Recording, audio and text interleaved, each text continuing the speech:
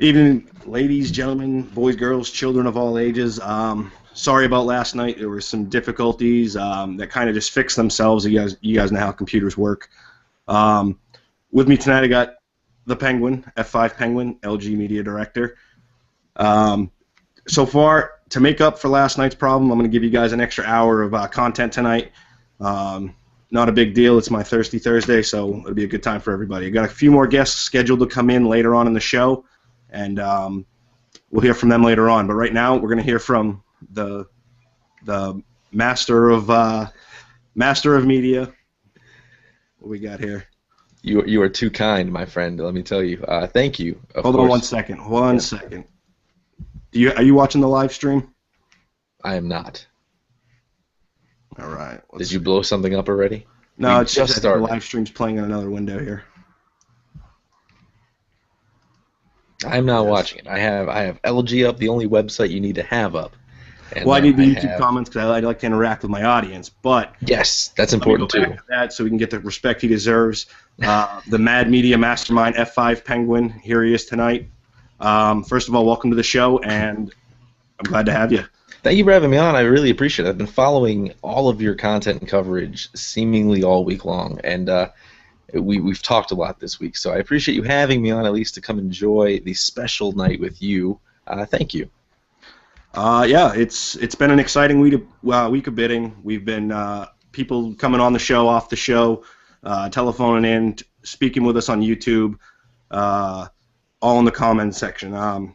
For those of you watching it in the forums, if you want to leave comments on the YouTube channel, go subscribe to the LeagueGaming.com YouTube channel. Somewhere right there. Subscribe there. Exactly. Yeah, it's somewhere down there. Hit us up. We will read your questions on air, if appropriate, of course. And tonight, what we're going to basically do is we're going to run down the basic people that are expiring, and those should be the last few names of bidding. So let me get a screen share going with you guys. Yeah, I haven't seen too much about the day-to-day. I haven't checked really the website to see who's left, but I do know that my brother, Lieutenant Brannigan 18, signed up right before bidding started, and he's like, man, I went for too much last season because I'm your brother. It's the name. I'm like, I know. I was overpaid by $2 million. I get it. But he's like, okay, I'll sign up last second. He signed up. I said nothing. Didn't tell anybody that he was actually in bidding. Turns out he goes $3 million today at around 3 o'clock to Prince Albert. Still goes for $3 million without any promotion. So thank you for the 4 teams that bid on him, and that's awesome. Yeah, actually, I think his name came up once. I'm not sure who brought him up, which GM. But I'm assuming these are the last 14 guys on bidding. There's a lot of rosters that aren't full, but I'm also under the impression that those teams are inactive this season, and the people that are on those rosters are just leftover contracts from last season who aren't playing this season. So right now, big name on the board is Jerome X. He's got an hour left. 3 teams have been looking at him, and he's up to $3.25 million. Solid experience last season. Went 18-5 with 60 points, plus 14. Why this guy's not in the AHL, not sure. I don't know if you have any experience with Jerome or any of these guys here, Penguin. I'm looking at the list right now. I'm trying to see who I remember from who's left here. M-Chew is still down there, from what I see, and he should be up a little bit. And same with Matty X22 going for $4 million with 15 bids, 8 hours to go. So the only 2 of the guys that I'm really familiar with. Again, last season was huge for League Gaming and online gaming for hockey as a whole. So we saw a merge of 2 powerhouse leagues into one great thing, and with that came 3,218 members. So that being said, a lot of people, I don't want to say went overlooked, but it's hard to keep tabs on everybody. Yeah, it's not easy, especially when you know these people only strictly through gaming, as opposed to, guys you play club with or guys you played in past seasons with. It's really tough to keep track of everybody as an individual. But what I've noticed is you develop these personal rivalries, whether they were on your line before and you just didn't get along, or something along those lines, and you constantly. I catch myself checking up on individual stats for people I don't like, and it's the exact definition of not hatred, but extreme dislike. Because if it was hatred, you just wouldn't care. But this whole checking up on their stats is just, out of the way. What about your career in League Gaming, or from any Sixes league? Where did you start? My career, where did I start? A lot of people actually don't know. I started in VHL 2 seasons before they collapsed, and I signed up through my brother, actually. When he played, he was top Sixes guy. He played Sixes all the time and was playing club. His club found League Arena and went and registered, and it must have been like 3 or 4 seasons. They said finally, hey Nick, go ahead and sign up. We need people. I said okay. I played right wing. I played right wing in real life. Played goalie in real life. Signed up as a right wing. They said, well, we have too many wingers. You know how it goes. Too many forwards, not enough defenders. It's all right. I'll sign up as a right D. We'll give it a go. Why not? Try it out. And I did, and loved it. Fell in love with it, and to this day, I don't think I've played more than 10 games as a non-defender since that day. I just fell in love with the position. So moved over, played on Windsor, Cape Breton, and then ended up over on Stith's team over in the VHL for a week before they collapsed over there, and then came here. So how it ended up here, I was with St. John's last season for 4.25, and the hockey gods must have been in store for me because I'm out Albany now. So hashtag Calder or bust. We're doing it season 18. It's going to be great. Holding it down with Maxwell, Jeff, and the crew. I got a great D partner in Doms. When he's paying attention, he's fantastic. If he's in an international play, not so much. But as long as he's paying attention in the AHL, we should go far this year and further. We should get the Calder Cup. I'm really excited. Yeah, and I wish you guys nothing but the best of luck. Most of these guys coming into the league, they see your name, the big white letters in the chat box, and below your thread post it says Media Director. What does that mean to the common member, and what does that mean for the league as a whole? So my experience in media is a long one. I have 7 years of experience doing my own broadcast online about technology, news, and gaming in the new media space, so in podcasting and in YouTube monetization, etc. So I took that in experience with 10 years of audio engineering, and I brought it to the league. And I was approached by not only Sev09, as a lot of people know in the league, but I was also approached by the commissioner staff and by site staff, and was asked to use my experience to better what was already in place here at the league. And I found a lot of positives. I found a lot of great people putting out content every single week. It was awesome. So I took the position not knowing what exactly we needed to do, but had an idea of what I think we could have done. And yes, we fell a little bit short last season, but what do you expect as a media director? Well, what we want to do is create an engaging place. There's a difference between playing Sixes hockey on the EASHL and playing drop-ins and then playing in a league. With a league, you're supposed to have more engagement, more connectivity to the 3,000 members we have. Well, what way can we do that? But by doing these shows like you've been doing and other people. So my role is to see that all of that comes together. It's less of what I did in the VHL, which was do a show or 2 shows every week, and more of oversee and interact with you, the content creator, instead of the league as a whole. Work on a lot of back-end stuff, put things together, and that's what last season really was, is me preparing for this season and then for the Xbox One, which is going to really boost the level of interactivity we have on the site on LeagueGaming.com. So this season, I know you want to know what to expect, and a lot of people do. So you're going to expect things like this, Pow to P running the CHL. Officially, he is my media liaison for the CHL. Anyone who's interested in doing media for the many, many, many, many teams and people that will come through that league should talk to you, and we will work it out there. Now, for the NHL and AHL, we have a lot of written content, which is amazing. We have 2 officially sanctioned shows for the AHL coming up next week. It's going to be fantastic. And then for the NHL, I've heard, there's a rumor that the penalty box will make a one-time stop by Darth Forsberg here in the LGHL. I cannot confirm nor deny what time or date that will be, but I've heard it might happen, and you should stay tuned for that. In the meantime, I see a lot of people posting stuff, articles and comments and videos and shows and things like that, and that's great. It's lovely.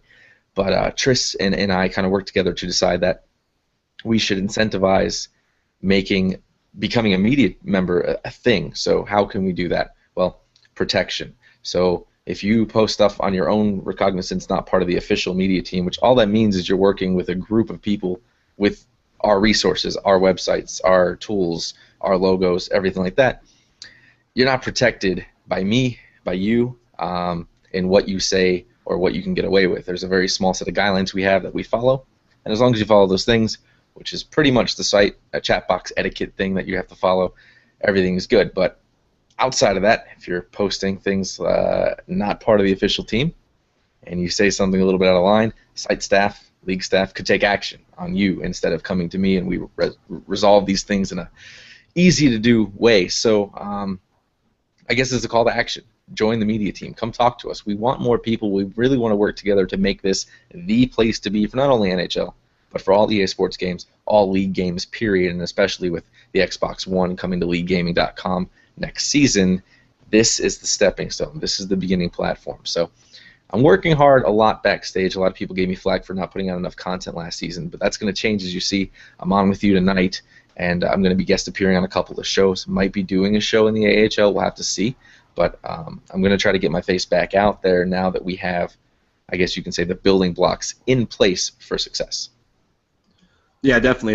If I could add on that, from somebody that's worked with media for the last 2 seasons, and I've seen it go down south real quick, and it's been, pretty ugly and embarrassing if you're a content creator, especially in a person in the director's chair. It's kind of hard for you to want to take that title on again, especially after what happened last season.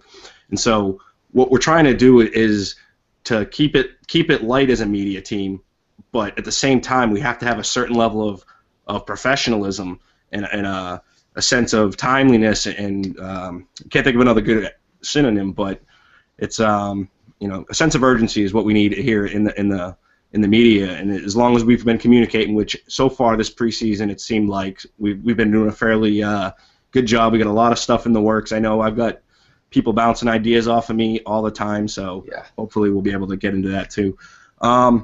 Anything else you want to add before I bring in my first guest? Yeah, I wanted to ask you real quick what your take was on. I've been listening to a couple of shows, but I haven't really.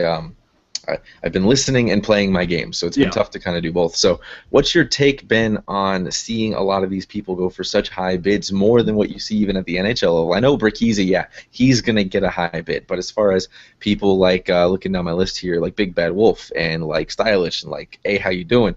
All these guys are going for high when they're freaked out. For example, $5.25 million as a G, and he's top AHL caliber. What's your take on these guys in the CHL? Was it by choice like we did in the VHL where you signed up late, or did these people really fall this late and now they're being scooped up for high? I didn't personally monitor the AHL bidding close enough to sit here and see who fell through the cracks as opposed to who signed up late. The research into that, I think that's something that we'd have to hear from either Tris or if there's an actual time-stamped sign-up log. Right. But for me, I feel that a lot of these GMs see the talent, figure if they can get that one piece and build around it, almost in a sense of like the Washington Capitals, bring in Ovechkin, sign him for millions and millions and millions of dollars, we'll figure it out later. And obviously it doesn't work. You take a team like Chicago, Boston, LA for even, and you get perennial powerhouses by teams that build a basic fundamental system and then bring in stars to fill in pieces. Obviously, they've gotten lucky with Jonathan Toews and Patrick Kane, Hossa, and I know I'm missing one. There's one more big superstar over there, and I'm drawing a blank. But that's the way teams are built. It's not around one person, but multiple people, and a chemistry, a teamwork, and a drive. And that goes here for the LG too, where Breck Easy, if he doesn't put up 120 points, that $9 million was a waste. I'm sure I could find $3 million guys that can put up 40 apiece. So it's I think it was a lack of research and relying solely on stats from last season, because or a name on his name, he's in the top of every list. But But some of these GMs are new, and I'll give them props for stepping up, and I hope that these players do work out for them. But for the most part, I feel that the overpriced in the long run is only going to hurt the player, who's going to have a hard time moving around throughout the league, which may have been another strategy of the GM itself. Fair enough. One last thing I want to say before I before I head out, not let you go. You're running the show tonight. I want to say thank you to you, number one, for doing this. It takes a lot of dedication to do a show a night. People did it last season successfully. It was great, and thank you for doing that. And for the CHL people, the people playing right now, listening to us talk, we care. You may not feel that site staff cares, league staff cares. It's not true. A lot of people care. I purposely spent a lot of time in the CHL on the VHL side to grow that league to now see it kind of come to fruition on League Gaming is kind of cool. And yeah, there were mistakes made last season. There was a lot of things going on, a lot of new tools, a lot of new resources. But now we have dedicated CHL staff. We have dedicated focus on the CHL. You guys matter. You guys are what's important. Thank you for signing up. Sometimes random assignment gets hard. Sometimes bidding gets hard. Things get confusing. Stick it out. Talk to some people. Breathe.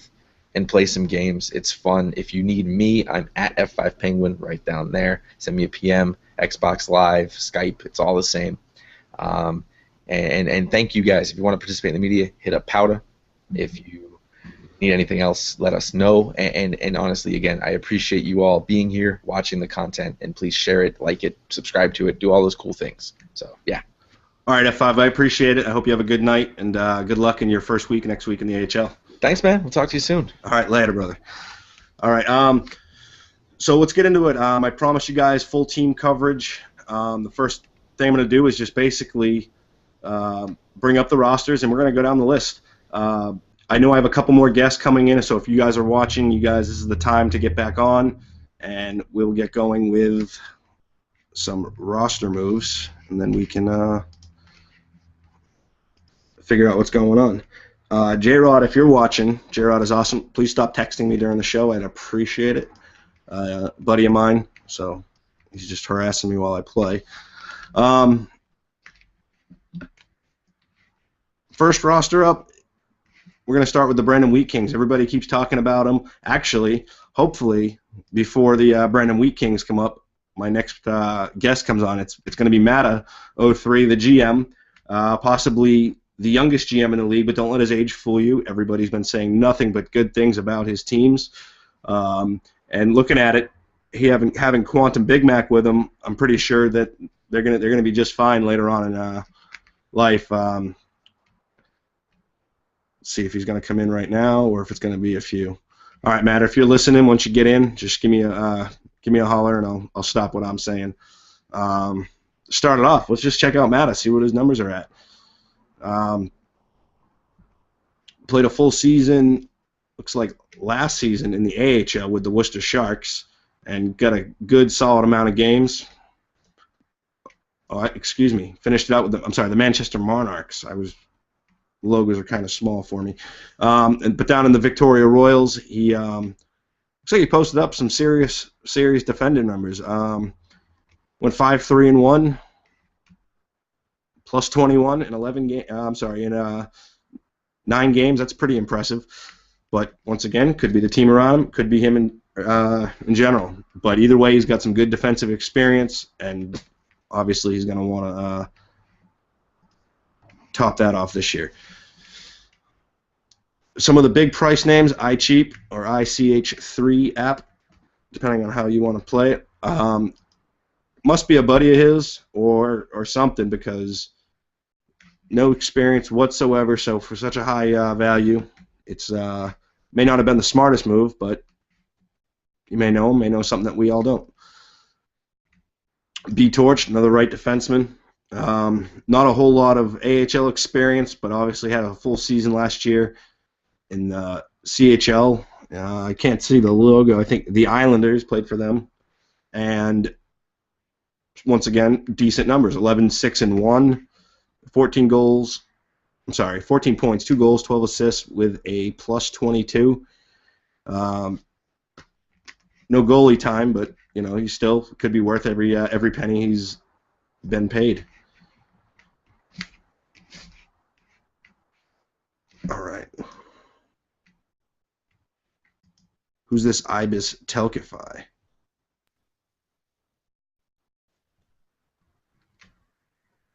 All right. Either that's somebody we know or this is pretty creepy, so bear with me as we go along here. All right. Other high-name prices from the Brandon Wheat Kings.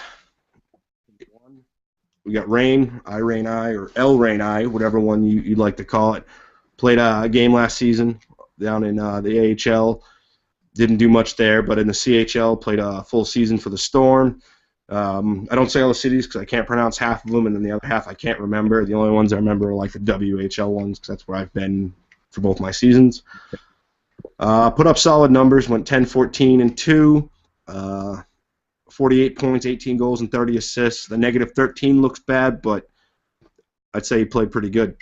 49 penalty minutes. I don't know if that looks like he's putting up 2 a game, so I'm not sure if that's something that they should be concerned with. But either way, it could be a solid pickup. All right, until Matty gets back on, I'll let him justify some more of his team later. We're going to go over to Calgary Hitmen. This is earlier in the week. We had Chris 85 on. His GM was, his AGM, Captain Distracto. I feel like Captain Distracto right now. Is some solid numbers, 11, 8, and 5, 46 points, 20, 26, with a stayed even on the plus minus. So, a solid guy to have on the ice. Maybe he'll put up some better numbers this season. So good luck with that one. There's no real overpriced players. Boys in the Hood is a goalie, but I'll tell you right now, I think he has the ability to be one of the top goalies. Played with Spokane last season, as well as the Titans. I'm not sure how this is all working. It looks like he was traded halfway through. Once I get over there to the Titans, numbers were just outstanding. Lost 3 games. You really can't beat that. And then he obviously lost 2 in the playoffs. Let's see if any of my guests have shown up yet. Ibis Techify, are you there? All right. I'm just going to go ahead and eject him from the chat. If he comes back, we'll try to get him on the horn.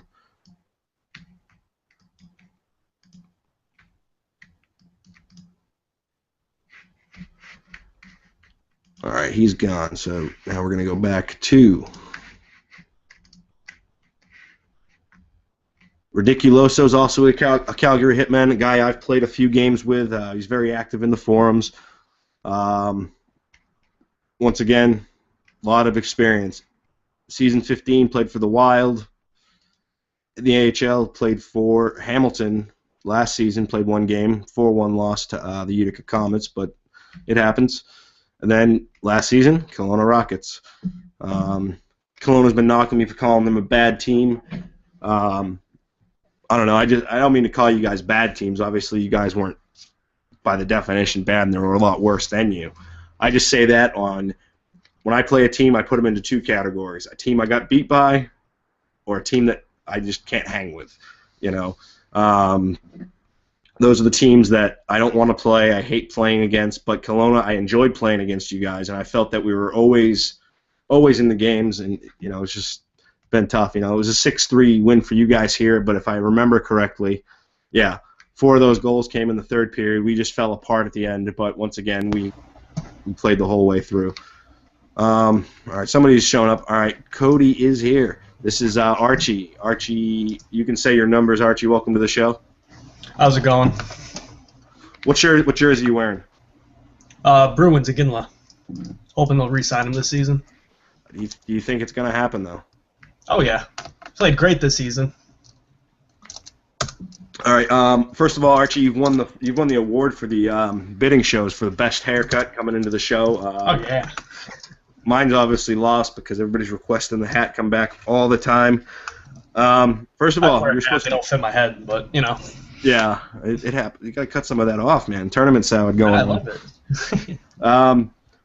Big Bruins fan, I'm guessing. Oh yeah, die hard. All right, and 15 minutes for Mass. Yeah, you're just you said Connecticut or New York? Connecticut. Okay, so he's a rich kid, guys. Rich people live in Connecticut. So if you live in Connecticut and I offended you, good. All right, first of all, tell us what team are you the GM of? Portland Winterhawks. All right, and how long have you been in LG? This is actually my second season. And what did you do last season? Last season, I was Chris's goalie, highest paid goalie in the CHL, $8 million. And what were your numbers like? They weren't bad. I could probably definitely improve. I could pull them up now if you want. Yeah, go ahead. I don't have to. I'll let you get some FaceTime with the thing. While he's pulling those up, everybody, don't forget if you're on the LGCHL Twitter, go ahead and retweet the link that you're watching it on with YouTube. Make sure you subscribe because there's going to be other content, not just CHL stuff, that is probably going to be really fun to watch and exciting for you guys. We're constantly coming up with new ideas. As F5 said, don't hit me up if you want to do something. I have a lot of resources, and if I don't have them, I know where to go to get them. Lots of things going on in the media department this season, and we're excited to bring in more people. So, did you get your stats up yet, Arch? I don't have them up, but roughly I think I went 15 and 13 or something like that with 5 losses, or 5 overtime losses, excuse me. All right. And who's on your team this year that everybody's excited to play against? On my team currently, or on the Hitman this year? Yeah. Your Hitman? No, you're the Portland. On Portland. Right? Straight up, I'm gonna sound like a cocky dick when I say this, but I have 2 of the best defensive people in my eyes. I spent $10.75 million on 2 D-men. Okay, now before you go any further with that, let me just go ahead and say, if Nutty Grandpa and Tigers, my GM and AGM are watching, don't feel so bad because apparently they got ripped off when they got me in privatized for I think $8.5 million or $9 million, but you've obviously spent more. And which 2 D-men are those? Stylish and Cold as Life. I'm wicked good friends with Tigers and Nutty Grandpa, so I've been talking to them about it all week. Them good friends with Chris and Captain Stracto from the Hitmen. And now, let me ask you, do you know these people in real life or just on the website? Just on the website. I met Chris and Captain Stracto because I was on their team last season. Right. And, Nutty Grandpa also played with Chris when they won, I believe it was a Stanley Cup. Okay. Whatever that was. Now, see, I want to point that out to everybody. You don't have to hate everybody on other teams. You can actually make friendships throughout the league. It's not this isn't like the Devil's Playground where you have to murder everybody just because you don't like them because they're on the other team. So, your AGM is Zippy Spindles? Yes, sir. What's his experience here at LG? Honestly, I can't even. I haven't even looked at it. I had no problem with that. He scouted for me a few times on the Hitman, and before I go into him real quick, just my scouting straight off the bat was I don't care about skill. I don't care about any of that. I look at guys that are good guys that can play together. Chemistry wins game. Defense wins games. And Zippy was one of the guys that stuck out to me. I started talking to him, and he was talking to me about how he tried out for the AHL hoping he was going to go up in the league. And I said, you know what? I want to keep you here. I think you're a great dude. I think you can bring a lot of stuff to the table. So I signed him as my AGM. And hasn't showed me any reason he shouldn't be. No, that's good. Actually, before we even get into the rest of your roster, what we're going to do is we're just going to hit up some comments and see what people are saying. Rush Pak coming in with looking forward to be a part of a media this season. Billy Gilly drawing inappropriate things. I won't share. I mean, you probably see him on the screen right here, so you can go ahead and just cut that one out.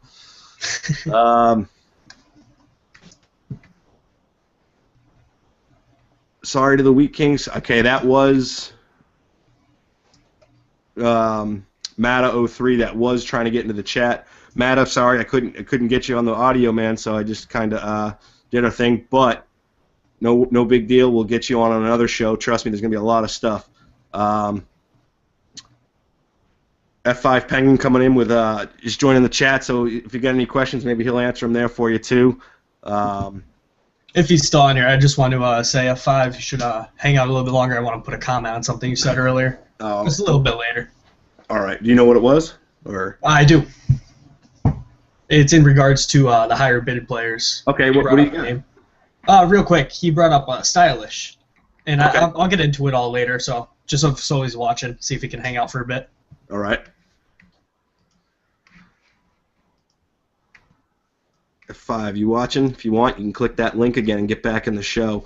While we're doing that, I'll get the Breck Easy commented with high contracts blank blow. People like you should take it as a compliment. How the hell can I take that as a okay, so he's quoting someone else. Yeah, he's upset because he's stuck in the CHL now, and it's going to be really hard for him to move throughout the league or up into other leagues because no one's going to be able to have the cap space to take on that room. Let's see. All right, let's get back into your team. We got first up, okay, Zippy Spindles, man. Looking at his experience here, didn't play last season. Played season 16 in the NHL, one game, and then he also played a full season of CHL down there with the Bulls. Had a pretty good season. Went 6-3. I'm not sure if all of them. I don't know how the rules were back then because it looks like he played more than enough games those weeks. But and again, the rules could have been different, and I'm not fully aware. Let's see. Back to the Portland Winterhawks. We have who's the next person you'd like to talk about from your team? Just because it's such a big thing, I want to talk about my defenders, Stylish and Cold as Life. All right, we'll start with Cold as Life because he was a little bit cheaper. And what do you got to say about him, and why is he worth that much money to you? 525, big number. He tried to play for the Calgary Hitmen last season with Chris and myself, captain, all of them. And he got called up, I believe. He got one in the CHL. I'm not sure. I don't really remember that well. But long story short, he ended up in the AHL, and we were devastated about that. He's a great guy. He's a funny guy. He plays position. That's all I got to say. There's not too much more. Between this is getting back to what Penguin was saying. Between Stylish and Cold as Life, I spent, I think it was 10.75 on 2 D-men, which is almost unheard of. Ideally, I did that because of what Chris taught me last season. I'm going to share it just because, it's not going to make that much of a difference. People have their own bidding styles. Yeah. Those two guys, I'm going to say this, and people are going to hate me for it, controversy, blah, blah, blah. Those two guys can easily be the brick wall of the CHL. They are phenomenal. Their chemistry flows. I didn't look at any of their stats of any player on my team from what they did last season because I don't think stats matter. I think stats basically shows that, oh, I played this game this many times and this is what I look like. To an extent. I think if you have good chemistry with someone, you're going to be better than anybody else in the whole league. So that's why I didn't care too much about stats. Their price is so high simply because I don't want them to get called up to the AHL. I want them to be a permanent CHL member for now until next season when they can make it to the NHL due to people that believe in their stats. Yeah, I will testify that a solid D pairing will give you the best chance to win in almost any game. If you stop goals and you can only put in one, you know what? That's still a win. We're going to head back to some of the other teams. We're going to go over to Edmonton now. Are you familiar with anybody on the Edmonton roster? Let me just slide up real quick. Hang on one sec. Take your time. Let's see.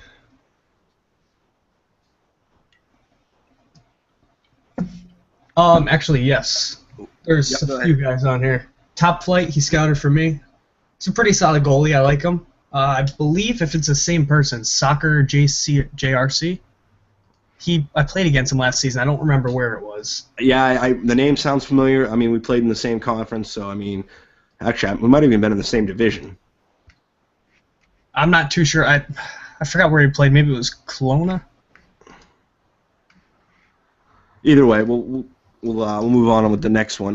Soccer JC. I mean, for those two goals, you're giving them props for those two, and for $500,000 bids. I think they'll make a huge impact. I don't know Big Bad Wolf, so I can't really comment. I don't want to say anything. For $7.5 million, I mean, you got to expect something, right? Yeah, of course. I mean, I don't want to say too much because, like I said, I don't know the guy. I don't want to judge him and have him come back to me and be like, oh, you're blah, blah, blah. The big name that stands out to me on this team is Slamkos. Yes. Everybody's been. I think his name's came up in almost every show. One of the better defensemen in the CHL level, potential AHL caliber. Not sure if he's just not scouting there or what, but right now he's the probably the most highly touted defenseman in the league. Well, looking at their defenseman, Slamkos, I know he's a great guy, good player. I've played against him. I don't remember if he scouted for me, but I've definitely seen him play. I'm assuming at 375 he'll get called up to the AHL, and I don't think that'll be too much of a problem for the Oil Kings, simply because of Twisted. Amazing guy, great player.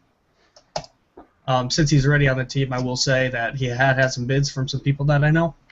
So that's a good sign that it's not just. I like hearing that. I like hearing stories that other teams looked at him. I don't like hearing, oh, nobody knows this guy, because that means either A, they didn't scout, or B, they're just dumb and don't know what they're doing, and yeah, not at all. just bidding blind.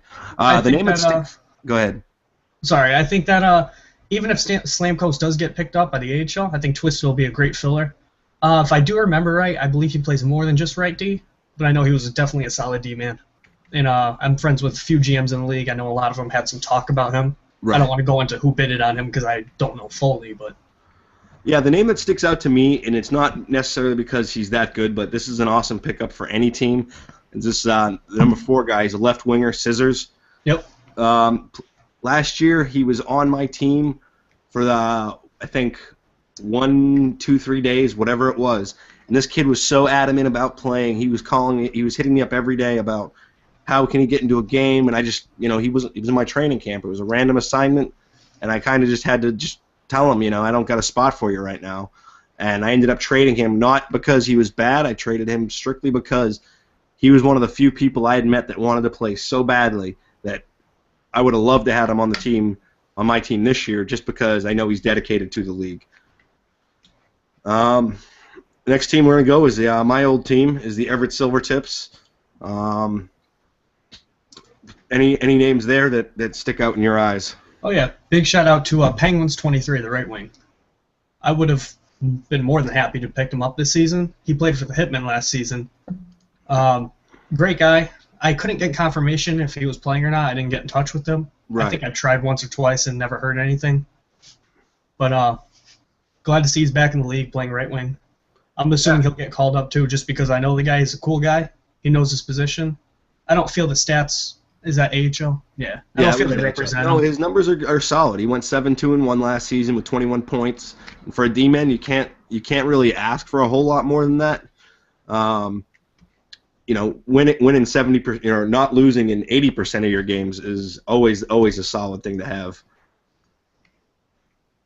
The other thing in Everett, Slugger 921. Last season, his availability was kind of tough early on, and we had to release him due to restrictions on playing TC guys, because he got a lot of time. He was on my train. He never got called up to the full roster, but if you look at all the games he played, he was a constant ECU that did his job until he got traded, and obviously he had to go do his thing. That's what I think a lot of ECUs don't understand, is that they're not in the ECU because, quote-unquote, they're not valuable enough for the team. They're really the guys that we count on the most, other than our actual players. Yes, it's a complete nightmare when you go to get into a game lobby and you're missing 2 guys and they're offline showing away, or they text you back and they say, "Oh, I'm not going to be able to make it," and it's 2 minutes before game time. Especially in the CHL, TC guys make the biggest difference. A lot of TC moves. I know last season they reassigned almost all TCs, but they do make the difference, and that's when you learn. One of our highest scorers, he's in the AHL right now, Show Out. Give him a little bit of a shout out. He started as a TC. We gave him a chance, and sure enough, in the CHL last season, he had the most points, or he was in the top 3 for the most points. We got a question from you. It's from Rush Puck, Swift Current Broncos GM. He wants to know: are you going to play those 2 defensemen together, or are you going to split them up and have them lead 2 separate lines? That's a good question. Me and my AGM Zippy, we did our lines tonight, not our official lines, just to see who plays well with each other. And like I said, chemistry wins games, defense wins games. As of right now, just to answer the question, because I don't want to be one of those politics that avoids everything. Right. I think we're going to play them together, make a huge name for them, because I know those guys can easily be AHL players. 2 good guys. I feel confident in all my defensemen that I picked up this year, so I don't think it'll matter if I have them be captains of one specific line. I feel if they play together, they're just as solid as if they play somewhere else. Well, that's good. And I know my GM's planning on doing the same with 2 of our D-men. I'm not going to name any names yet because they don't know. Some of the other teammates don't understand what's going on yet, and I don't want to sit here and break the ice on that. Last name in Everett that really sticks out to me is KSI DQ. And it has nothing to do with who he is or what he's done. I just know these KSI guys can play. I'm not sure. They were all on. A few of them were on the same team last year. I want to say they were on Portland. And it's just one of those things where you saw the name KSI and you knew that person was always going to step up. So hopefully it works out for them. And other than that, best of luck to you, Everett. We made the playoffs last year, made it to the second round in the WHL Western Conference. So hopefully you can beat that this year. The next team I'd like to cover is obviously the heavy favorite, the returning champs, the Kamloops Blazers. Their team is solid, strictly off of because I've played in a lot of lobbies with these guys, and they can play. Every one of them. There's not one person on this team that I wouldn't feel comfortable putting on any team. I don't know if there are any names that stick out in your eyes. I don't know a lot of the guys. This is only my second season. Right. I do know a lot in the league. To the GM, I'm going to struggle pronouncing his name. But long story short, I'm going to apologize to him because he ran the CHL All-Stars last season. Bocasmo? I guess. Yeah. And I kind of never really responded to him just because dealings work and stuff. So that's an apology to him if he's watching. Yeah, the All-Star seemed kind of messy, but it's all right. It looks like he organized a good series. I also ignored him a few times, so don't feel bad, Boca. We love you. Yeah, nothing against them. I hope they do great. I hope they come back to win another one. Not as a GM from I don't know, double winner would be great for him. Yeah, the only thing I can't root for on him is I'm a big time hater on the whole building a CHL dynasty because if your players are that good, they shouldn't be in the CHL. But it happens, and right now, best of luck to you, Boca, but I don't think anyone's gonna take you guys any lighter than you'd expect, But some of the names that stick out, Zari, we've talked about him earlier this week. Boca was on. Excellent goalie, just absolute beast in net. Tons of experience. He's played in all three leagues. AHL, this is okay. Very very little AHL experience, but CHL, NHL, this kid's done it all. Not the greatest numbers in the NHL, but here in the CHL, he's still so. Actually, he had a great season 13. Now that I'm looking at it, yeah. He went 33-11. That's in the NHL, boys. So that's not just so. When you play Kamloops and Zari's in net, you better figure something out if you guys are going to beat them. Not going to cover the Kamloops too much. Everybody likes the Kamloops Blazers, and everybody else's personal threads have already covered them in almost every aspect. So we're going to move on to the Kelowna Rockets. Kelowna, I love you guys. You guys have always been one of my favorite teams to play. Not sure if it's the same. It's not the same crew that's in there this year, but they're highly touted names. Guys, get your contracts sent out because right now you have a bunch of no contracts. A lot of 500s on there. Yeah, Brownage 19. He was brought up by, I think Rushpak brought him up. He was a guy that was highly touted as a defender. A lot of experience. AHL last year went 4-1, and then in the CHL was 5-18. Not a great record, but as you said, stats don't always matter. Experience is the key. A little upset Glazier isn't back on the Rockets this season. I was expecting him to take it again. Name that I always heard from, still hear from time to time. I'm just going to do a control find, see where Glazier is. He in the AHL or? No, he is in. I forgot. Okay, he is the Halifax Moosehead GM this year. All right, so we'll get to his team in just a little bit. On the Rockets, Ninja in a box. Just by looking at it, it's good. Back up to the Rockets. What do you got for names for me? Ninja in a box, played against him last season. I believe, I don't remember where he went. I remember scouting with him last season before I got picked up. Right. From what I remember, he's a good guy. Played well. Now, did he get a new gamer tag? I'm not sure. I thought that this was the same guy, unless I'm talking about the wrong guy. Could be, possibility. Yeah, he's got nothing in here, but I'm not saying... Maybe he didn't get picked up, or whatever it was. I remember scouting with him. I thought he played well. Well, hopefully that pays off, and maybe they can even pair him up with Brownage and just have a dominant line. But, once again, hopefully they can lead two separate. Another big name on here, X43. I can never say his name, and he knows this, so if he's watching, he'll just laugh. Or what was it? What's the name you're talking? X43 Kipsy or? Okay, Sipic. Yeah, that one. Sipsic 43. He scouted for me, and his bid went up pretty high to the point where I couldn't hit it. It wasn't like a 8 mil bid, nothing like that. Okay, so he was a Brandon Wheat King last year. So he played for Wintroop and Kessler and all those guys. I went 2 and 3. Center / right D / yeah. So those are the 2 positions he played, but he didn't play too long into the season. So I'm wondering if that's going to happen again this year, or if he's going to get a full season under his belt. Hope he does. All the power to him. And other than that, there's not too many high-priced guys there until they get their contracts in. So because your contracts aren't in, your coverage is going to be limited. That means Medicine Hat, sorry to be you right now, I'll cover you, but not much going on there right now. The Kootenay Ice, we know last year they were the they were the Kootenay Forfeits. It was a free game if you ever had to play them, and hopefully they improve on that. The big names that stand out. Really, nothing. I mean, I'm not seeing anything that just pops at me right now. I don't know about you. No, I'm not sure. I'm sure these guys are great. Nothing against them. I just don't know too many of them. That's exactly how. Tommy Wingles and Blackjack are 2 names that I do recognize. So we'll just go ahead and check them out and see if my hunch is right. Blackjack MVP played last year with the was it the Oshawa Generals, or not sure exactly who that is. It could be, but went 10-3-3 as a left winger, left D-man, center / all-around guy. 25 points, 10 goals, 15 assists with a +18. Hopefully he gets that full season under his belt, and hopefully he can help the Kootenay's Ice's forfeit issue that they had last year. And then the other name was Tommy Wingles that I see.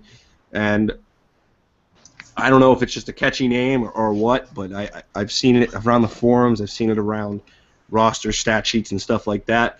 Numbers aren't too impressive, but once again, experience trumps stats. So just because you've scored 35,000 goals in your course of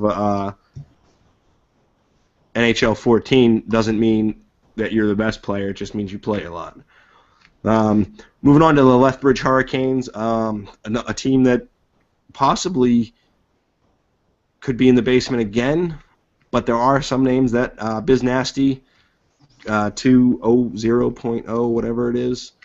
I'm not sure if I scouted with him or if you know what it is. I think I played in another league. I'm not going to mention the league because I don't feel that League Gaming should give them coverage, so I won't discuss it. And I think I enjoyed playing with him. I can't remember 100%, but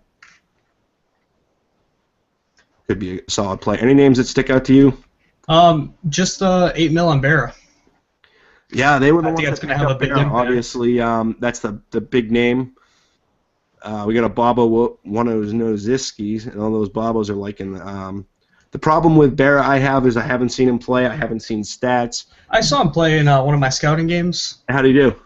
Me being a goalie against him, I don't know if it was his defense, whatever it was. He didn't strike me as an 8 mil goalie. I don't want to take anything away from him. Talk like I'm I don't want to like I'm trying to trash him because I'm not. All the power to him. I'm glad he got 8 mil. Same thing as me last season. Just a lot rides on that. I don't want him to get when discouraged. You put that much money into bidding on one guy, you have to expect something. I think it was the same idea as me. He doesn't want to get called up to the AHL, or the Zetterberg doesn't want him to. But I just don't want him to get discouraged when it comes to the fact that when they do the power rankings, when every time if he doesn't do top-notch 100%, it's going to say he's way under what he should be. Right, he's going to be the waiver bait, waiver bait, but the... No, that's what it's called. I think you're right. Whatever it's called, it's basically it calculates your production versus your contract. So it's going to be a lot harder for you to get on those positive lists. Their GM Zetterberg, name's always familiar. Had some time in Season 2 in the CHL. Last year played with the Oil Kings. Not sure I don't think he was the GM. And he also played, is it for the Eagles? I don't know what town they're from or what city or province or whatever weird Canadian name you guys use. Sorry to all your Frenchies. Excuse me. Well, once again, another full season of experience, 4-6. Was it 74.5 save percentage and a 3.5 goals against average? You know, I'm not going to blame him on the goals against, but the he's playing right wing this year, so we'll see if that changes things or if he's still on the bad end of the statistics. I want to see how that's going to play out because of I see Ben's another one of his right wings, and I know he's a very good player from what I've seen. He went for $2 million. Right. Hoping Zetterberg doesn't take that time away from Ben. Hope they get even time. Yeah, Ben was very vocal in the chat box this week. Said my names a few times. I responded, didn't get anything back from him. Played for Medicine Hat last season. Full season, went 10-11 with 46 points, 18 goals, and 28 assists. Once again, -15, so hopefully you can bring that up this year and actually crack the AHL rosters and stay in the AHL. He was a Syracuse Crunch member up there with a 1-3 record, so hopefully they don't have to call up him again. Medicine Hat, you guys haven't done a thing with your contracts yet, so nobody knows where you're at salary-wise, but that's all right. We'll cover a couple of them. I got a few. Maldini. I liked him. He signed up as a left wing. I believe he plays defense too, unless I'm mistaken. Mm-hmm. I think he should have a good impact on Medicine. He played a little left D, little right D, and a couple games a game at right wing last season. Went 7-5 with 6 points, 1 goal, 5 assists with a +4.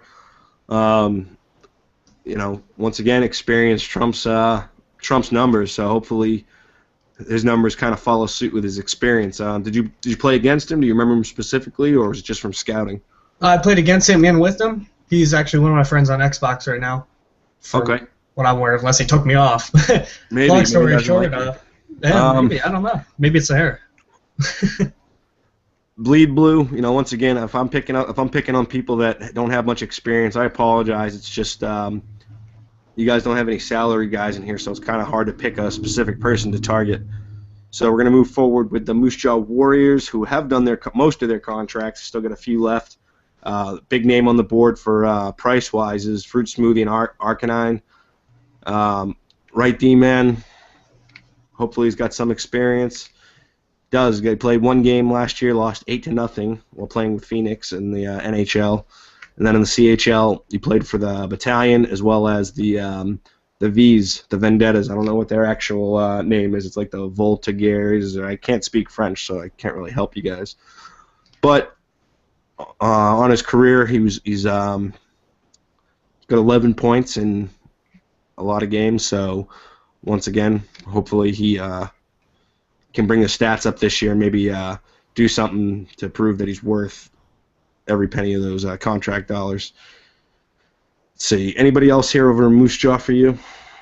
I just want to say good luck to Brownlee Baum. He started with the Hitmen last season. I don't remember if he was a TC or whatever he was, but okay. I remember playing with him. Yeah, he played for, nothing bad against him. Just saying good luck to him. Storm or the Gulf Storm, whatever you want to call them. Played a full-on season with them.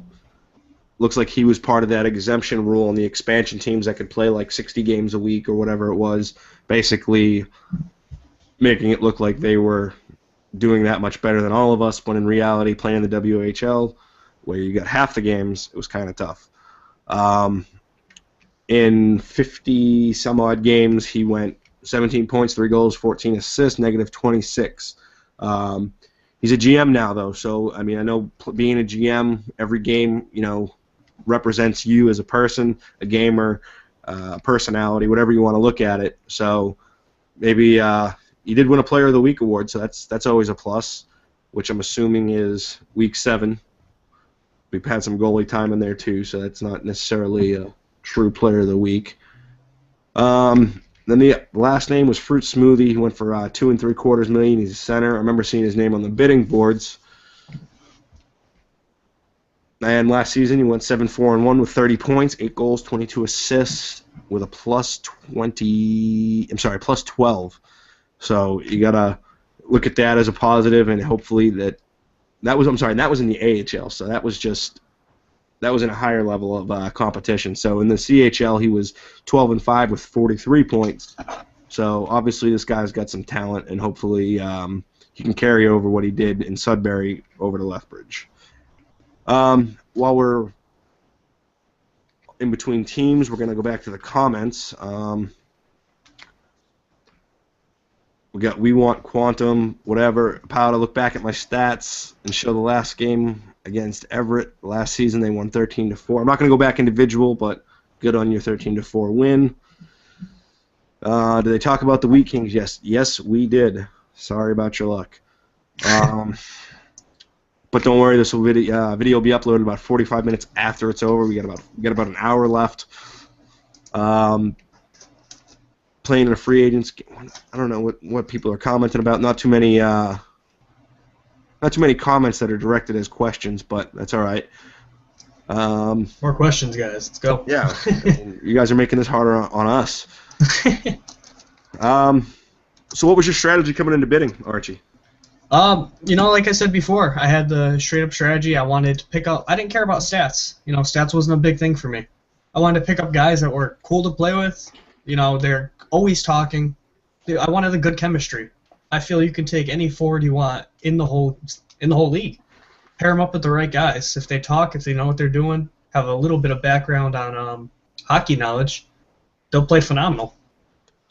I don't feel that they can sit there. You can spend $5 million on a forward, and they'll do the same thing that a $500K guy will do. Put pucks in the net.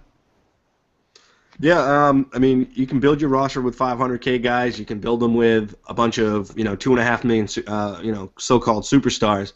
But one way or the other, if they're as good as you hope they are, they're likely to get called up to the CHL.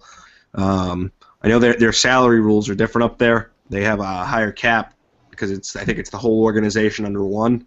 Therefore, if they have the space, and your guys are playing good enough, be prepared to use your training camps. So. Yeah, absolutely. I can't wait to see my TC guys. As soon as they get assigned, I love throwing in my TC guys. Maybe you'll make some room inside of forwards for a week or whatever. Flip-flop, get them some playing time. All right, let's go back to, let's see, where are we at? Who do we finish off with on the roster? We're going to me now, the Winterhawks. The Winterhawks, we've talked about them. We'll give them a little bit more coverage here.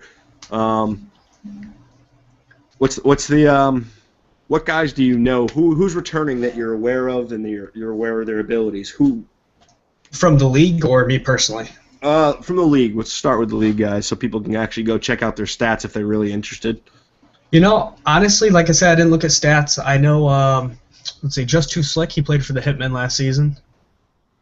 Galaxy played for, who was it?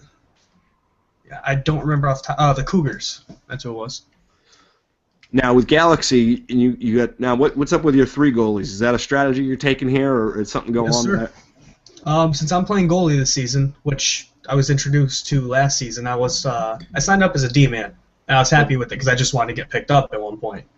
Going back to the goalies, I loved it. Galaxy, I know he played for the Cougars, who was brought to me by J-Dragon because he played on the same team. He didn't play goalie last season, but after seeing him play, I'm glad I picked him up. We have a special thing with Nova that I'm not going to release yet because I haven't told the whole team yet. We're going to be talking about it after the show tonight, but you don't want to reveal it to them now? No, not yet. I want to have a meeting with them, confirm, and make sure everyone's all set with everything. I don't want any unhappy players this season. And what about this 18th person? Is that how is that? What's going on with that? Carnage, I have no idea. I had his AHL GM message me and yell at me for whatever reason. I guess he got called up to the AHL, he got dropped down to me, and now he got called back up for some reason. So I don't know too much about him. I've heard things about him, but like I said, I've talked to him. He seemed like a cool guy, but his whole deal with the AHL I don't want to really mess with. If he's up there, he's up there. All the power to him. Hope he does well. Gotcha. Are there any names on here that you haven't seen play and you kind of just took a stab in the dark on? The only person would be Galaxy. I saw him. He was relatively cheap goalie that no one bid on. I looked at his stats. Didn't look like he struggled last season at all. He played defense, like I said, which never hurts to have a goalie that plays defense. You can flip-flop him, especially with 3 goalies. Mighty Ducks 3, Greg Goldberg situation, Yep. When you got Julie the Cat, why put Goldberg in? Goldberg can play defense. So that's how I'm going to refer to Galaxy probably the rest of the season is Greg Goldberg. So, He was just a shot in the dark. I saw his stats. That was the only guy I looked at stats for my whole team because I was just looking for a pickup. I had everyone I was satisfied with. No, So understandable. That looks like a solid pickup for somebody you've never seen play. I can't condemn you for it, but I sent him a message day one. As soon as he got on my team, I told him, there's one thing I ask from you, is to play your heart out every time you come. Because I want to see guys that like to play. If they don't want to play, why are you signing up? yeah, I've heard stories of a few guys that are actually quitting already just after bidding. I'm sure those people aren't watching. However, for those that are watching and have friends that are playing and that don't want to play because they're on a bad team or whatever else it is that they say, I think that you guys need to message them and let them know that there are ways around this. First of all, you should try to stick it out with any team you're drafted by. It's not a punishment. It's just the way the things work out. If we let everybody pick whoever they wanted and say, yeah, you can go play for someone, well, teams would get stacked and tilted in the wrong direction, and we'd have a bunch of Miami Heat trade scandals going down where everybody gets to play wherever they wanted, and that's just not the way sim gaming works. Sim gaming refers to the term playing the game as realistic as possible at all times. Where we're in a 6v6 league, that brings the GM and the AGM's role to such a bigger into the bigger picture where they're not drafting guys because they think you're funny or they think you're a cool guy. I mean, they may, but that team won't be successful. They're drafting you because they think you could be a solid addition to their team and build, hopefully a title run for that season. So tell your friends that are thinking about quitting to try to stick it out and see maybe they fit really well. If not, request a trade. There's no reason to quit the best 6v6 hockey league in the world, just because you don't like where you ended up. Give them a respectful thing. Go ahead. You want to give your GM a respectful thing. Speaking from a GM and a player last season, you want to just talk it out with them. If you're not happy about something, just go to them. If you're playing left winger, sign up to left wing and say, oh, I want to try this position. If they don't have a spot for you, if they're a nice GM, which I'm assuming most of them haven't had any problems really, they'll offer to trade for you. They'll work with you. If they don't, then just suck it up for now. Something that can hurt you more than you being unhappy. Right, definitely. All right, let's get into our next team here. We're going over to Prince Albert. Lieutenant Brannigan, we've heard about him earlier today, $3 million bid. F5's brother. AHL record, not too spectacular. However, played last season, with Medicine Hat. Had a 16-8-2 record, 32 points, 6 goals, 26 assists with a plus 16. Those are like ideal numbers for any D-men, and I'm sure he's going to be a solid addition to the Raiders this season. The GM over there is Toxic Cashew. Are you familiar with any of these guys? The only name that I really know, actually I know two of them, Defensive D-Man and Dugan, just because I've heard their name before. Yeah, Dugan, ready? This is going to be... we brought him up the other night, so that may be where you heard it, but the other place you might have heard it is Nutty Grandpa, the general manager of the Spokane Chiefs. That was him, yep. This is his son. That's what it was. Tigers was telling me that. So the big question is not how good is Dugan. The question is why wasn't Dugan picked up by his own father? Probably a rift in the household now. I heard Dugan ran away, packed his bag, made a peanut butter and jelly, and he's living in California now. It's actually true, but it's because he joined the military. It has nothing to do with this whole bidding process.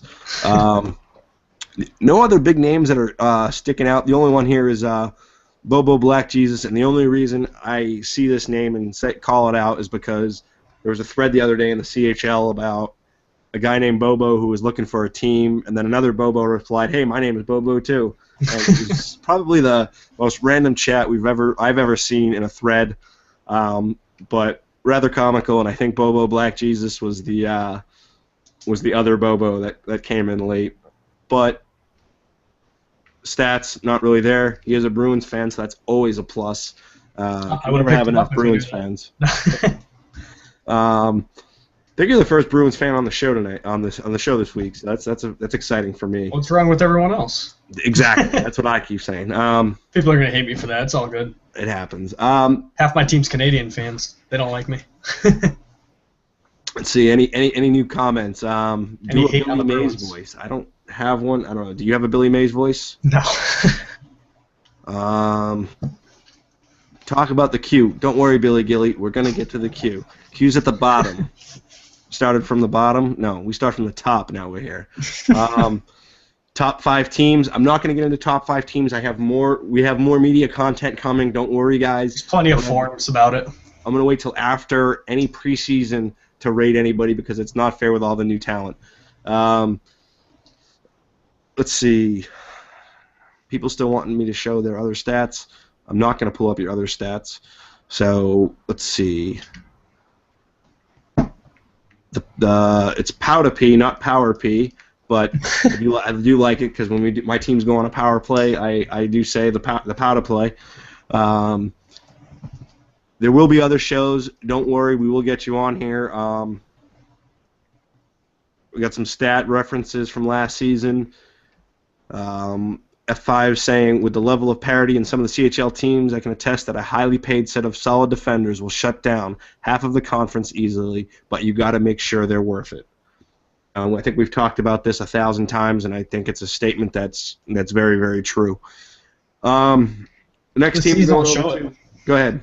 I was just saying the season will show it. If the D-men you think are worth it, then it'll just show. Oh, without a doubt. If for those of you who haven't been in the league before, every Saturday, it's probably my favorite time of the week. The top lists come out where basically every player is ranked, rated, graded, color-coded, and sorted by position, league, everything like that. You know what I'm talking about, right? Yep. It's the season 4, week 1, week 2, whatever week it is, power rankings, and you can actually see how everybody rates against each other, not just based off of your individual numbers. It's a comparison. So we're going to go to the Prince George Cougars, and they got Blue Steel as GM. I don't know where he was last year. He may have been a Cougar, but I do believe he was the GM. He was. I do believe he was a GM last year, and it would make sense here. Finished the season 13-9 with 38 points, 8 goals, 30 assists. As a D-man, that's another solid numbers, 29 plus. Even dabbled in goalie a little bit. Took, I think it was 1 game in goal, 17 shots, 82.4 with the 3 goal. Hey, anybody that'll step up and play goalie and put up a solid game, you can't really can't knock him for that. Anybody else on Prince George that you see? Oh yeah, huge name, solid platypus. Wow, I can't believe I missed that. That's a name that's not only talked about a lot. He talks a lot. I've heard his name probably in every aspect of this community at League Gaming, whether it's the chat box, whether it's unless there's another platypus, but no, that's the one. That's the thing though. Is now look at his numbers here. Stats. Well, exactly. I'll tell you one thing. He scouted for me. I was in the running for him. I think he's phenomenal. I got nothing bad to say against him from when he's played with me. I don't want to speak for anybody else when they played for him, or he's played for them, excuse me, but I got nothing to complain about for him. Well, if I can say anything positive about him, his avatar is dressed like a sir, like a cross between Bradley Cooper and the Monopoly Man. Monopoly Man. Sorry, I didn't mean to go that one. All right, back to the Prince George. Or is it Prince Albert? Prince Albert, Prince George. Yeah. Highly touted. All right, Platypus went for 3 3/4. Hold Madik. Very clever name, very original. Never heard anything like that before. So we'll bring his numbers up. Nothing, but once again, he went for a high value. I'm not sure if his stats are just messed up or if he's just... How can you not pick him up with that kind of name? Yeah, I mean, it was clever, so, you might as well. Other than that, I'm not seeing too many names that really stick out. Obviously, we talked about the Platypus and Blue Steel as well as Hold Madik, but we'll go over to Red Deer Rebels. Now, there's one name everybody wants me to talk about here on the Red Deer Rebels, and that is the $9 million man, Breck Easy. Worked with him last year within media. I'll leave that there. I know he bounced from team to team in the opening weeks of the CHL. His numbers speak for themselves. Week 1, he was Player of the Week, but he played for the Saskatoon Blades, the Victoria Royals, the Edmonton Oil Kings. Just played for a little bit of everybody, and it was I never knew where to find him. Solid numbers all season long. What scares me a little bit is when he goes into these slumps, when he's playing with people that don't play well. If you look at it here, you look at the trend, you got solid stats. Solid Stats has week 5, bench freezer, ranked 738th out of 790 in the league. Goes 0-2 playing with Victoria. One against the Kootenay Ice, which is, the king of forfeits, and the other one is a 6-0 loss to Portland. At that point, he gets traded to Swift Current. Now, was Breck Easy traded because he requested it or because the team felt it was necessary? I'm not sure. He's either a cancer to the locker room or he can't handle losing. So one way or the other, $9 million, it's a huge risk for the Red Deer Rebels. But I won't knock him for it yet because, once again, Breck Easy could put up 1,000 points. Any thoughts on Breck Easy before we move on from him?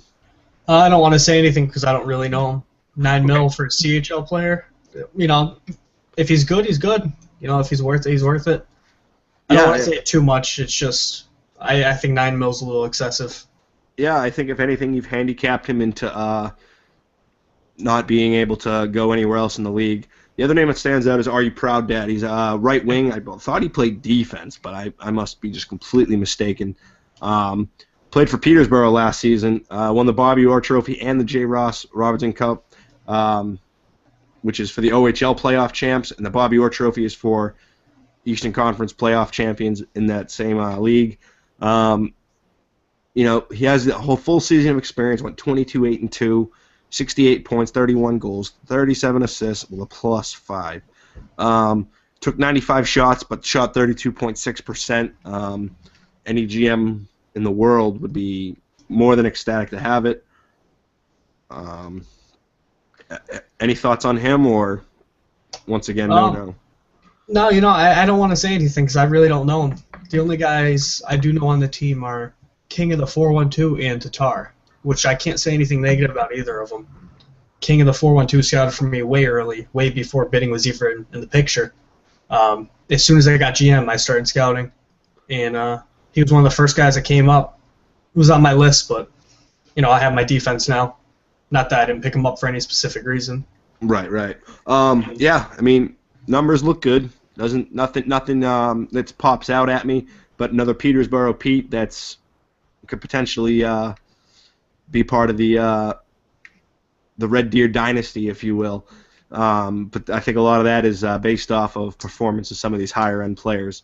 Tatar, great. Yeah, Tatar, he's the GM. Everybody's been questioning his move.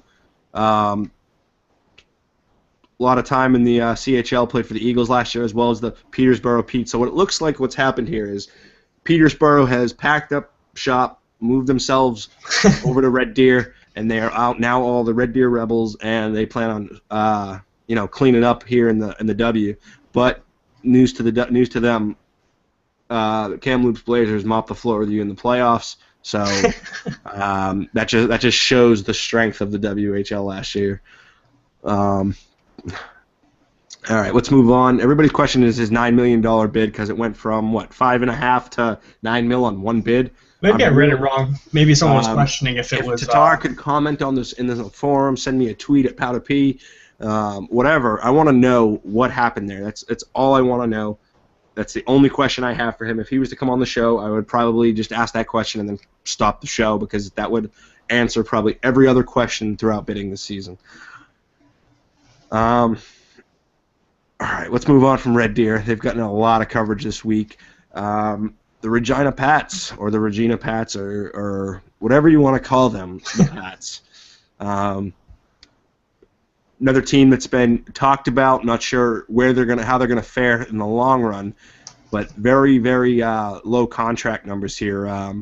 KM Killa seems to be the player they went after, strong, but I'm not sure if Okay, he does have a season. Played 9 games with the Hershey Bears last season in the AHL. Went 2-7.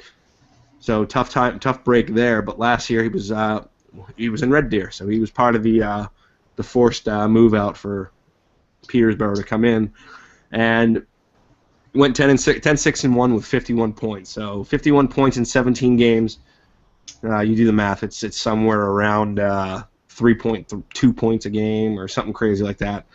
Excellent numbers, and hopefully he's worth every penny of that $2 million. Any other names you see on there? I got a few more, but I'll let you bring in one if you got one. I don't have too many names. The only one, let me just get up to it. I don't remember why, but it's just sticking out to me. Extra PWN, Pone, I'm assuming. What is it? No, number 8. Yeah, I see where it is. I'm trying to pronounce this. It's something XTR Pone. I'm not sure I where think it's Extra Pone or something like that. Either way, his name pops out to me. I don't remember why. Maybe he scouted for me. Yeah, he played 2 games in the NHL level in season 16. Last year had 1 game in the AHL, and then in the CHL. Played for Edmonton last season. Not sure who he played with primarily, actually. I think there's a little box that Triss has put in for us. But that's season 4. Let's see if I can pull up a season 3. And if my theory's right, it's not going to give me any information on him. I think he might have been part of that Breck Easy line back in the beginning of the season where they just dominated a lot of people. And then we got Detrima, 95. He's always a good guy to have around. He's always talking up a storm. Lots of experience there, and he seems to know what he's doing as a GM. So having a talented GM is always a scary sight. I know when I was a GM, I wasn't the most talented, but I ran an organized group of guys. Excuse me, guys. Bernier, 45. No contract yet. I'd be interested to see what he went for. The name just sticks out because he played quite a few. Went 3-8-3 as a goalie with a 71.5 save percentage and a 4.2 goals against average. I'm hoping he didn't go for much more than $500,000, but I can't really see that right this second. All right, back to the Regina Pats. Don't edit. He was. I'm sorry. Actually, before we go there, we'll go to Rocky Hughes. I believe he was not. He was one of the 67s last season. Guys, my Xbox is on, so if you could do me a favor and not invite me to parties, that would be great. I'm not gonna leave the show just to join. But Rocky Hughes QC, he was in fact. I'm sorry, he was a Spitfire. Okay, he was in Ottawa for a while. He was a 67. He played 9-2-1 in the CHL. But I don't think that record is accurate because it looks like he already had way more than that. But he had 55 points, 32 goals, 23 assists with a +17. Another guy that you really can't complain about. Hopefully those numbers pan out this season and it wasn't just a flash in the pan last season. But I don't doubt it. Another guy that was highly scouted by quite a few teams was I don't know why my browser keeps scrolling back up, but it was Don't Edit. I played a couple games with him as a scouting. No stats from prior seasons, but he was one of the more solid players throughout the scouting this season. I'm glad the invites to Xbox have come in faster and harder than ever before, so that's simple. Shut that off. So thank you guys for making me signing back on Xbox that much more difficult. Back to the rosters. We'll see what we got here and before we bounce off of the Regina Pats. And, yeah, we're going to move on. We're going to go over to the Saskatoon Blades. We got Kenny Dubs, and you got Obama as an AGM. Always a solid name when you can throw an Obama reference in there. Any names on there that you went for? Well, No, actually. I'm not too familiar with anyone except for Suck It Donnie that I've heard before. Yes, Suck It Probably Donnie just has because been one of the most active scouters in the league. He seems like he's ready to be here and play the game the way it's supposed to. He probably hits me up once a day, if not. I don't think I've ever responded. Nothing against you, Donnie. It's just when I'm on Xbox, I'm either playing my league games or my notifications are off because I'm just relaxing and I'm not trying to deal with stuff for the league. But Suck It Donnie went for, where is he? He went for $5.5 million with no stats. So obviously he proved something when he scouted for Kenny Dubs. The other big name on that roster is Duty 12. Went for $4.25. No stats again. The name doesn't stick out to me, so I can't say I've seen him in scouting or anything like that. However, I can't, I wasn't in every scouting game there was, so I can't testify. And any other names that stick out from last season or anything like that? I'm trying to get through more of these teams quicker. No, I'm not sure. All right, Seattle. We got Beefskins and Satan 2497. I'm hoping that's Shaitan and not Satan, and I'm just reading it like an idiot, but it happens. The big name here is Chemi Bum 69. Once again, if you're putting 69 in your gamer tag, you're golden in this league because that's probably the most mature thing to do. But he scouted for me. I would say 625. It's big money to spend, but if you got the cap room, go for it. I think he was worth every penny of it. Hey, and looking at their roster, it looks like they very well had the cap room, and that was part of their plan, was to just get a hold of him, and then we'll figure out everything else as we go. They still got $6.5 million left to play with, so that means they're going to be able to bring in hopefully a bigger name free agent or a bigger name trade later and make some moves later down the road. Other than that team, I'm not seeing too much. I'm not going to cover the Spokane Chiefs because that's my team, and I can. Me and Privatize, we're the shutdown D-men that everybody hopes, but I promise you right now, we probably won't be playing together very much. I'll give you a quick run through. Okay, go Bob ahead. Marley. Just because it's your team, I don't want you to give you anything bad. Bob Marley from last season, he was great. I talked to Tigers and Nutty very often, almost every day, just about NHL in general. He played a big role last season. Let me see. Cruddy, I think he was a good pickup for only $1 million. Cruddy was on my team last year. This is actually a funny story. Let me cover Cruddy's story real quick. Cruddy was on my team as Everett Silvertip. He basically got frustrated with not being able to play because he was a TC guy at first. So I packaged him in a deal after getting him some time play, get him some numbers in a deal, and I brought Privatize, who's now on this team, to Everett for Cruddy. Well, Cruddy got into a kind of a shouting match or an attitude issue between the two of them, and he put him on waivers, and I then picked him up, and he played goalie for me in the playoffs, which he doesn't do, but he played outstanding and actually won a series, was the number 2, one of the top goalies in the playoffs. Had a great playoff run for a guy that doesn't play goalie consistently, but now he's back in Spokane. His issues between him and management in there have been resolved, and I'm telling you right now, they've been playing together a lot, and the chemistry is coming along great. But I'll let you finish your rundown of the Spokane Chiefs. Oh, just real quick, I think Nutty and Tigers, I think they do a phenomenal job with what they do on the Chiefs. Last season was rough for them for many reasons. I know you covered that earlier, or on a different show. The only other huge name that I want to bring up is Raptor, just because he scouted for me and I know him. Like I said, another great guy. 375 was a good pickup for him, as you're showing no real stats to him. No stats yet, but I know he was very sought after by a lot of GMs, and made the bidding a little bit tougher.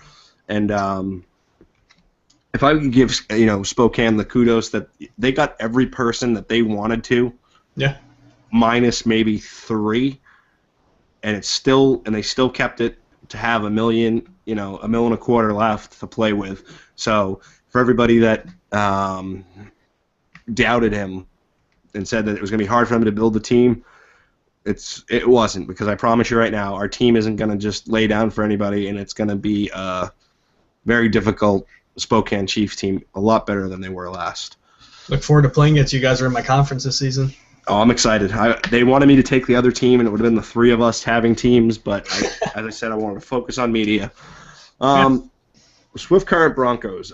We had Rush Puck on the show earlier this week. I'm not going to get into them just so we can get some of these other teams and try to stay within a reasonable time. If I don't get to all the teams by 11, I will keep going until we get them all. Don't want anyone to feel left out. But what I wanted to say was number 11 on the Swift Current roster is Aussie NF. I just wanted to point this out that Aussie NF is not the same Aussie that runs the league. I think maybe 4 or 5 times last season I PM'd this guy in reference to a league issue, thinking it was the other Aussie, and I could get messages back like, yeah, that's a cool story, but I don't care. And I was like, wait, what is, but it was a misunderstanding. So good luck to you and the Swift Current Broncos, who spent $20.5 million on all their players. Tri-City Americans. What do we got here? Nothing on contracts. Thanks a lot, guys. A big guy contract. I know he went for a lot just because great guy was after him. PMC Waters. Where is he? Where is he here? Number 12. Thank you. Yeah. Wow.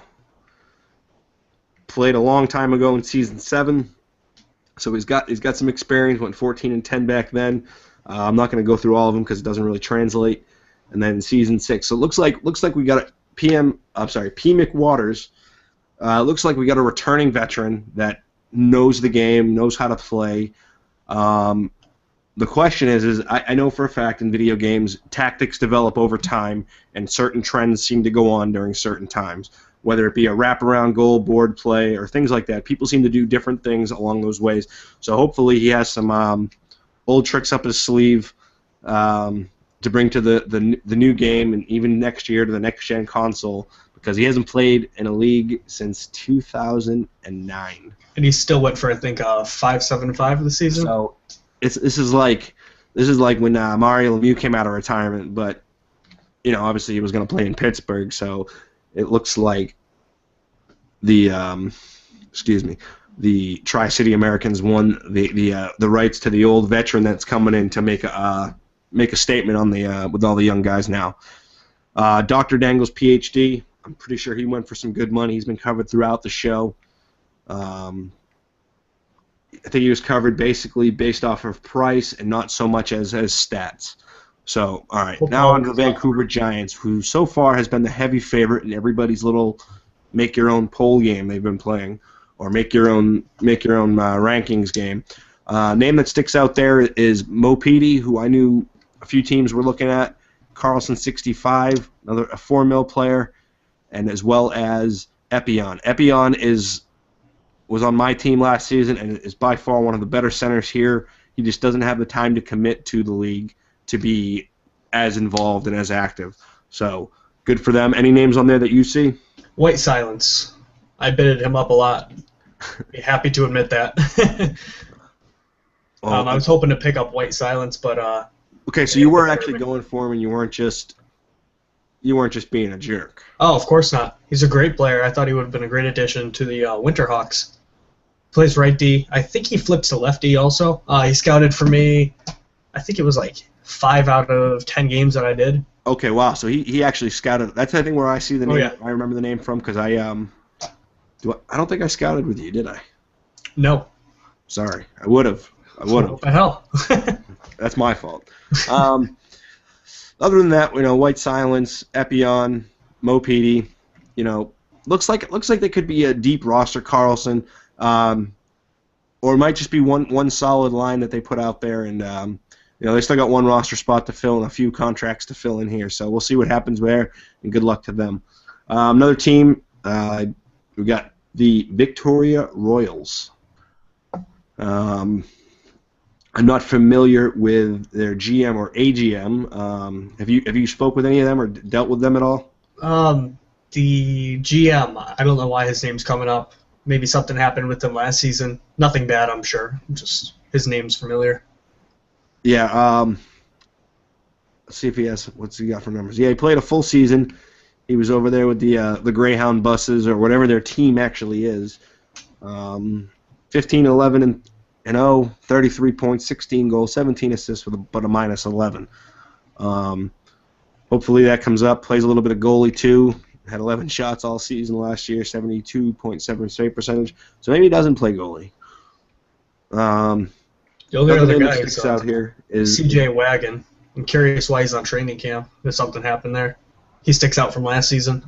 Yeah, the name sticks out. I think he's got a lot of experience. This might be one of those same situations as you, where there was a call-up or a no call-up or something like that. Yeah, he played for Tri-City last year, went 11-9-1 with 21 points as primarily a defender, but he played a little bit of goalie, 19 shots again with an 89.5% save percentage.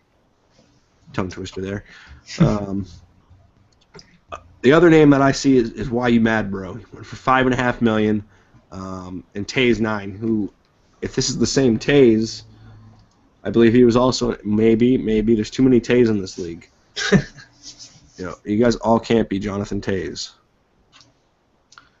Yes, this was my boy last year. He was my left winger. I had to make some moves towards the end, towards the trade deadline, to bring some things in. So I sent them to Seattle, which we ended up beating them in the playoffs. We were the 7th seed versus their 2. But this kid can play. He seems to be in the right spot at the right time to put the puck in the net. He went 12-7 last year with 36 points, 14 goals, and 22 assists. Yeah, I mean, may not always be goals, but he's always making something happen out there. Played solid for me, and hopefully he continues that with the Victoria Royals this season. And then Why You Mad Bro went for $5.5 million. Some very highly paid forwards they got over here in Victoria, which is really weird because the trend's been defense and goalies being the money. But he had played last year with Portland, your team, but old version of it. Went 9-5-2, 55 points, 31 goals, 24 assists, plus 8 with 67 shots, shooting 46.3%. I'd say that's pretty good. So, Victoria, hopefully you're not just a flash in the pan like last year where you guys started off hot and then kind of just fell off. These next few teams look like they're the inactives for the season, so we won't even get into that. But if any of you guys know anything of them, let us know. Let's get over to some comments real quick so we can take a break from that. Some of these people, I mean, Billy Gilly, he thinks this is like a game or something because he's just running his mouth about randomness. How to look at that blankety blank comments, LOL. Well, you can't cuss at me and then LOL. He's telling me XTR was a third line forward with Medicine Hat when I was on the team. Good forward to be with. Well, good to know. Just going through what you said with me on Victoria. Victoria was absolutely awful. Honestly, the worst team last year that played every game. Okay, so you know what? Commitment, though, that's half of it. Can't see your page. Just Archie's Jufro. That's what I like to hear. Hey, there's nothing wrong. I told you. He has the best. Who commented on that? Or who said that? Out of curiosity. Riley Saunders. That's all I got. No so idea. Riley Saunders, if you want to leave a comment on who it is. Suck it MTL is also what he wrote, so I don't know if that... Montreal. And then he said, "Are you blind?" But, all right. Great New York Rangers team, a team that has no business being... Okay, he's talking about real hockey. Who cares about real hockey? We have LG and the Bruins are out, so hockey was canceled for the rest of the season. It's over. So, all right, let's get back to some of these... This bidding board... the roster sheet. And we will see what we got going on here in these other leagues. The Scroll City here. All right, we'll start with the... All right, I will try to say each one of these teams just for fun, just so you guys can get a laugh. The Acadie Bathurst Titan. Not Titans, Titan. Yeah, that one. That's Hamilton's team. Hamilton, I love playing... I play in another league with him. We're a defensive duo there. Love playing with him. Solid D-man. If he's a good judge of character as he is player, his team's going to be good. Big names there is Blonde Man 22. No stats, so I'm assuming he knows him from elsewhere. He's got it for me. I'm glad he picked him up. He's a good guy. Well, no, what's really good is these guys are not in our league, so we don't have to play them until later on. Me and Kurt Dog. So that's a good sign for us. The other one is Peepo Patches. I love the gamer tag just because it's fun to say, Peepo Patches. Played a full season. Was a Titan last year as well. Went 5-4, 6 points, 1 goal, 5 assists, -1. It's not a great season, but he obviously saw something that he liked, and he's back there in a Katie bathtub, whatever they are. We'll move on to we'll start over here. The Bai Como Drakkar sounds like the cologne. It's that black, the old man cologne Drakkar there. Yeah, that's exactly what's going on here. Zero Slinky. The name sticks out in threads. I'm not familiar with his gameplay. We'll see what he's got for some experience. Hopefully he's got a little bit. I played 1 game last year and lost. He was a senator in the AHL. He was on my team. He was Red Deer Rebel last season. Went 7-4 with 23 points, 9 goals, 14 assists with a +8. Dabbled in goalie a little bit, had 13 shots, but only saved about half of those shots. So that means he let in 6 goals that game. So let's just go ahead and keep him out of goalie, and everything should be all right. Goalies, nothing really overpriced here, but Darkuronic. He's phenomenal. I don't know if this is where the Q makes the QU sound or the Quebec sound or whatever you guys do. He's got, and we're zoomed in, which I don't want to be. All right. He played for the Warriors last year. Was that Moose Jaw? Yep. Moose Jaw Warriors, and he went 6-13 and won with 35 points with a -34. I know he can play, though. I don't know if he was on my training camp yet or if he was, or something along those lines, and I ran into him, or I covered him in another show. I'm not sure. I'm sorry, guys, for not remembering you guys. Hopefully with the Xbox One, we'll have game footage where we can actually, check out some of these high-end players next year. Other than that, do you see anybody on Drakkar that you recognize, or? Nope, just Darkronic. I don't know how to say his name. Yeah. He was phenomenal when he scouted for me. The Blainville Boyce Brigand Armada. I think I said that one kind of close. Big guys on this one. Impreza and Skyshark. Impreza has changed his gamer tag. I know that for a fact. And Skyshark played a huge part in the Hitman last year, playing defense. Since I was in that, I noticed it a lot more than most people would. Yeah, the names that I see is the McApee. He's reached out to me as a media guy. So I think that's this guy seems like a cool guy to work with, so I'm excited. Hopefully he comes and works with these power rankings and stuff like that. But the other name that sticks out is Krejci46. I'm going to tell the story of Krejci46 real quick. He was my goalie last year. He was called up to the AHL, and then they put him on his training camp. However, he never went back down through waivers. He wasn't located on any CHL roster. I tried to get him. I tried to contact the league, not for my own sake, but just for the kid. He's 14, 15, 16, somewhere in that younger ballpark. But he can play goalie, and he's pretty good at it when he has the defense in front of him. And, if I can just pull up some of his numbers here. This is his AHL time. He went 2-3-1. But in the CHL, this is where the team fell apart and he got called up. But, this one week, he went 3-1. He went 3-1 in another week, but overall he was 7-5. So 2 bad weeks kind of neutralized his stats. But the kid can play, and I'm glad he's on a team this year, and hopefully he doesn't get dicked around like he did last year. Over onto the Cape Breton Screaming Eagles. Should enunciate my words. No names that stick out there, but GSW is the high contract guy. Obviously, he's got some numbers. Had some went 3-4 as a skater in the AHL, and then down here he played a little bit of goalie as well. Went 7-10 with 10 points, so his skater numbers weren't too good. However, he did have 600 minutes of goalie time. Took 120 shots, saved 75% of them for 30 goals against. So hopefully his goalie career takes off from here and they can do something. Are there any names on the Eagles that stick out in your mind? Jupi. He's a good center. Like I said, I've scouted with him too. Just a lot of the guys I've scouted with, I know their names right off the bat. Right. Jupy, he seemed like a good team player. I mean, it's a good pickup for $3 million. That's what I priced him at when I was doing my scouting. So happy he got on the team. Okay. The Charlottetown Islanders. Beefy Caucasian. He was in my training camp last year, but after the expansion, he was gone. Other people I'm seeing is Blind Step. He seemed to be a guy that everybody was going after for a little bit.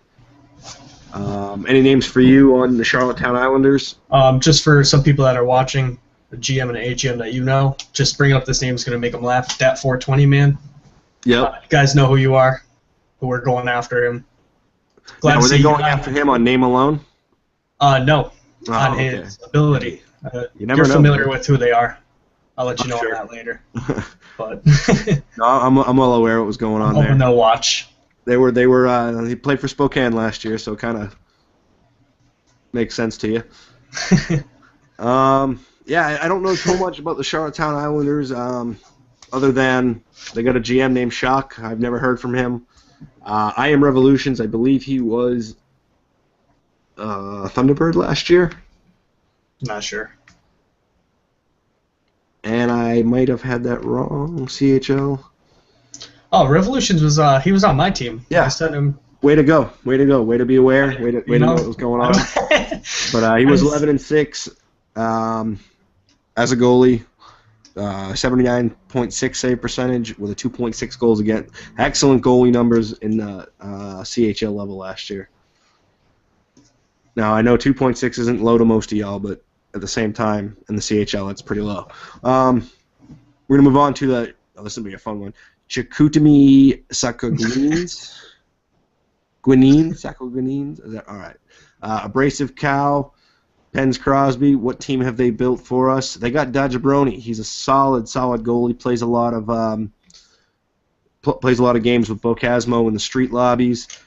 And then McPluggles, another name that everybody was kind of going after. Then other than that, Bottomless Pit. Bottomless Pit had a solid season last year in the CHL. Maybe not. His numbers aren't showing up good here because his stats aren't actually in it. Well, they're all zeroed out for some reason, but I know he played a lot better than what these numbers are showing. But therefore, I can't back up any of my claims. You got two good D-men, Armageddon and Mr. Dangles. Two solid D-men. I believe Arm plays forward also. Yep, he played D last year for the Battalion and then some time with the Houston Barons down in the CHL. So he's got experience in both levels, a decent amount. And then the other one was who? Mr. Dangles. Little $2 million D-man. Can't go wrong there. That'd be a good pickup for both of those guys. Mr. Dangles has no stats on record, so we can't verify any claims. Yep. And you guys, we apologize for the leagues that we're not as familiar with. We're trying to just cover the names that we recognize that stand out or are just overly priced. Over here we got the Drummondville Voltigeurs. They have been the most active club on Twitter. They are also claiming domination. Of the league well before we've gotten underway. Big names here. We got Miller, the goalie, went for 2 3/4. Numbers show nothing, so maybe we're just going to stop with the whole stats game. And, not seeing any other names on this team, so therefore, you got any? Not that I'm aware of. All right, we'll just check their high-end guy here. Hey, how you doing? Great name. Yeah, it's a solid one. Had a full season last year in the CHL with the Voltigeurs as well. Went 19-7 with 91 points. Let's just keep in mind he was also part of that, I believe, the exemption of the game limitations, However, he did lose in 2 games to the Kamloops Blazers, who were Memorial Cup champions from the WHL. The Gatineau Olympic West. I know I'm not saying that one right, but they got Papa Foles, an NY Jets fan. They're probably going to lose just because they're Jets fans.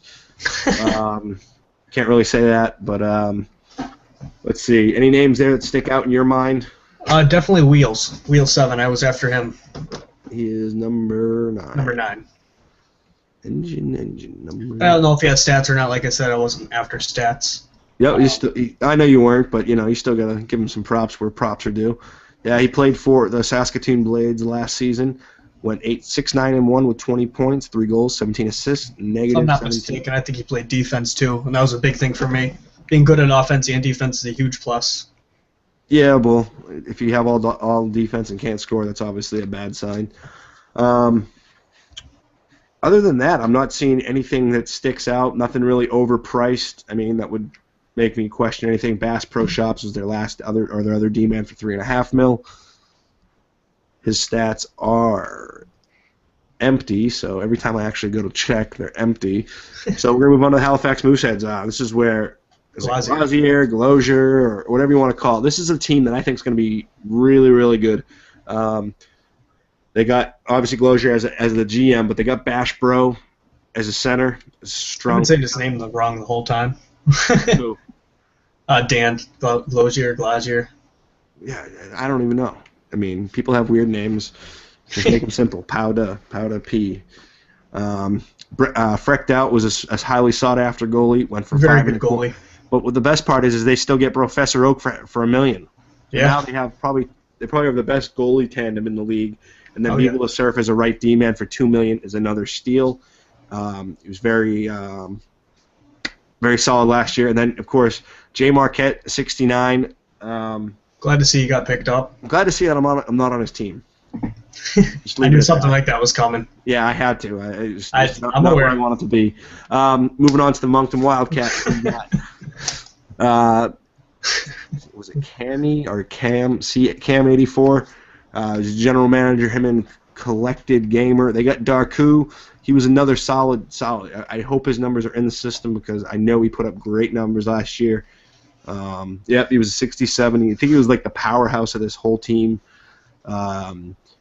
In 17 games, he put up 80 points, 30 goals, 50 assists, and a plus 41. Jesus. He was the Hamilton Spectator Trophy winner, which they were that's the regular season trophy here in the I don't know if it's a CHL or just in the OHL or whatever it is, whatever one league that is. They also have Jay Dizzy. He was on my team last year. Clears the puck probably better than most D-men in the league. Wasn't never truly impressed with his breakout passes, but obviously it might have been just bad games with us. So hopefully that works out for them as well. And then Halleck 41, left winger. I played club with him for a while. Can put the puck in the net and also pass. So hopefully these picks pan out for them. The Quebec Ramparts, Ramparts, because you guys can't spell anything right. GM, we got Ramza. I don't know. I would like to. Oh, he's the goalie. Sorry, not goalie. GM. I thought his contract would have been higher. He played for me a little bit last year, but I lost him in the expansion. I think he played. Nope, he didn't get any game time in with me, but he played for the Voltigeurs as well last season. So hopefully he can bring some of that talent to his team in the Remparts. Evil name always sticks out in my eyes, but every time I check it, there wasn't really much there. So, any names that stick out there besides those two? Last season I scouted with Gucci Man, and I tossed up the first bid on him. It's not Gucci Man, it's Gucci Mane. Gucci Man, same shit. Go ahead. But I put a 500K on him right off the bat just because he made me laugh last season when I scouted with him when I was still looking for a team. That was simply it. I never saw him play. He's a cool dude. He played for Victoria for a little bit, but I don't think he was there during the Breck Easy saga. But let's see, he went 5-5, 24 points, 16 goals, 8 assists. So he's more of a in the net kind of guy. Always good to have more scoring. Can't really complain there. Other than that, I guess Lavoie went for 3 3/4, so I guess we can touch on him for a little bit. Played some time in the AHL, got sent back down. However, he was a Cougar and a I haven't got to that team name yet, so I don't know how to read that. But however I read these teams is how I'm going to read them off all season long when I do shows, so don't try to correct me. It's just going to happen. However, he did put up an 11-6-3 record with 65 points, 26 goals, and 39 assists, with a plus 12 with a 28.6 shooting percentage. All right, we're almost done, I think. Yes. And I'm not trying to rush, but with the players I don't know, it's kind of hard. Moving on to the Ramowski Oceanic. I thought their GM was It's a Mia Mario, but I don't know what happened there. Yeah, last time I checked. I hope this team gets put back together because it looks like there's a GM situation going on here. However, they do have Billy Gilly as a goalie. What's awesome about Billy Gilly is he saves everything because everything that does go by him, it's not his fault. It's never his fault, ever. They also have Manuel Clapper, who I remember watching in bidding go for some serious dinero. And numbers-wise, doesn't have much. Stats aren't really there. Looks like it might have been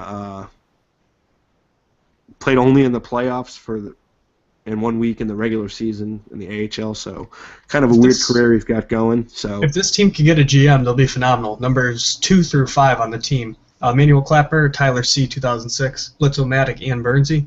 All of them are great players. I know all of them. Blitz-O-Matic and Bernsey both played for the Hitmen last season. Tyler C. was on my board just because he was that good. Well, if any of those guys are watching, I hope you guys can either let me know, man, what's going on with your GM situation. I hope everything's all right over there. I hope he's alive and well. Moving on to the, Rune Noranda Huskies. D'Lo, GM there, another guy interested in media. Another GM goalie. What's your opinion on GM goalies? Just because I am one. No, don't you think if you get drafted as a backup if you were a goalie bidded on and won by a team that has a GM goalie, that's got to be the worst feeling in the world. You're playing 3 games a week. Yeah, yes and no, because goalies are allowed, I think it's 6 games a week. Yeah. Which, if you split it up, it's really 4 and 5, I think. If you split it up, but you don't have to split it up. Well, I think if you bid on the other goalie, you bid on him for a reason. It's not just because you need a second goalie. If I was a goalie GM, I'd tell you I wouldn't bid on my goalie until one got randomly assigned to me. Because I wouldn't want to say that anyone else is starting over myself. I think they're good enough. All power to them. Yeah, definitely. Thibault or T-Bolt, whatever you want to call him, and then Tretiak, he was the GM, I believe, of Ottawa last year, or one of those powerhouse teams in the CHL. All I remember is I was talking to him somewhere where he was always asking questions about trades and getting people and this, that, and the other thing, and obviously he knows what he's doing over there. Other than that, XQTV. Yeah, he's definitely a good pickup for $500K. Yeah, I don't know how they got him. He slipped past me. Yeah, he's on a lot of people's bidding boards. I know that for a fact. But for some reason, nobody wanted him, and his numbers are actually better than most that we've checked tonight. He has a winning record with 67 points. So I mean, hopefully he just slipped past us. Maybe he was one of the first few. I hope it was that. Moving on to the St. John Sea Dogs, we got Endurance as the GM, AGM is Lindbergh. I believe that's the same duo as last year, or they were in some kind of GM capacity last year. Players-wise, there's no contracts here, so it's kind of tough for me to judge on who to check out. But there's nothing that stands out in my eyes. Divine Cloud was a name that I saw on a few people's boards or talked about. But other than that, I'm not familiar with any of these guys. Brad Marchand scouter for me. He was on my board. I put a bid on him, but they outbid me, so kind of just left it. And where is he at here? Number 2. Yep. All right, no stats. So obviously he was an active scouter and just fell to their team, and that was for no contract. So if we had these contracts, we could actually get a better look. Moving on to the Shawinigan. This is the best team name ever. The Shawinigan Cataractus. And that's big name, War Hero Max, and XBS Mr. T. And don't forget Big Al. Where's that? Big Al, was it Big Al? Oh, yeah. He scouted with us, with me and my guys a few times, like with the guys I was scouting with. I played with him a few times, and nothing but positive things. I would have loved to have had him on my team, but obviously things don't always work out the way you want them to. But XBS, Mr. T, man's crazy, Slain Dog. This might be another favorite of mine. Just going off the names I'm seeing. War Hero's going to play a huge part in it too. Up at left wing, number 4. All right, this is their 500K goalie who played defense last season with 9 points with 8-8 record. Hopefully he's a better goalie. And who would you say, number 4? War Hero? War Hero Max. He's going to play a huge part on this team. I can tell you right off the bat. I know. Is that just from scouting, or is that personal? Yeah. No, just scouting. He came in. He was like, "I want to play. I'm ready for this." And he phenomenal. No complaints at all against him. See that, everybody? If you scout, people will get to know you. When you get to be known, people will talk about you on these shows. You'll become a superstar, and then all of a sudden you'll be in the AHL signing autographs and endorsing things. Moving on to the Sherbrooke Phoenix. They probably have the coolest mascot in hockey. A Phoenix, dude. Nobody gets more badass than that. Looking at names, I'm not seeing a whole lot, but the numbers are sticking out. There are a few semi-decent price contracts, which I think... It's 4 goalies. Yeah, 4 goalies. It's a bold strategy, Cotton. I hope it plays out. I don't know if there's no rules on rosters this year. You can just fill it up with whatever you want. I'm not sure. I think it's because there's no position lock. Kind of do what they please. Right. But some of the biggest contract they have is a 3.25 mil goalie, which is Monty Python. Cool name. Good movie reference. Solid movie. No stats, so obviously, but he's got a Celtics jersey on, so I'm a happy camper.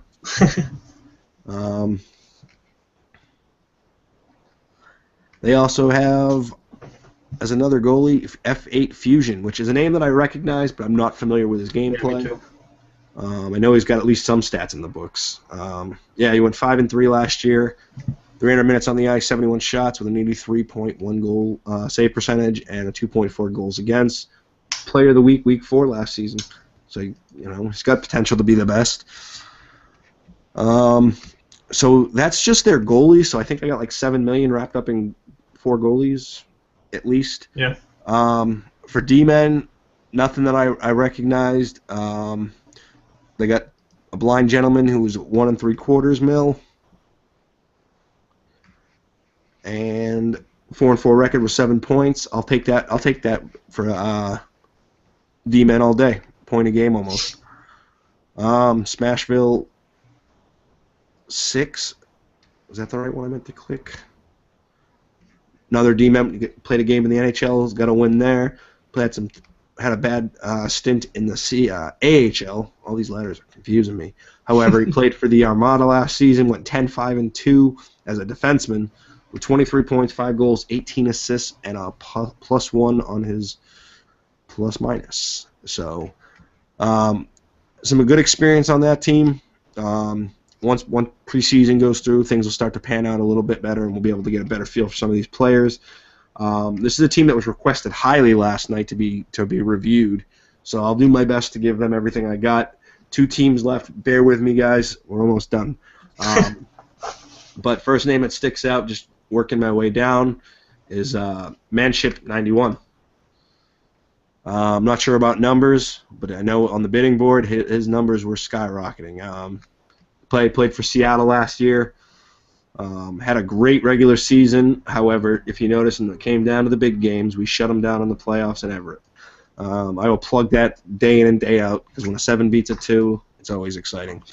He went 16-10 with 59 points, 32 goals, 27 assists, and a +2.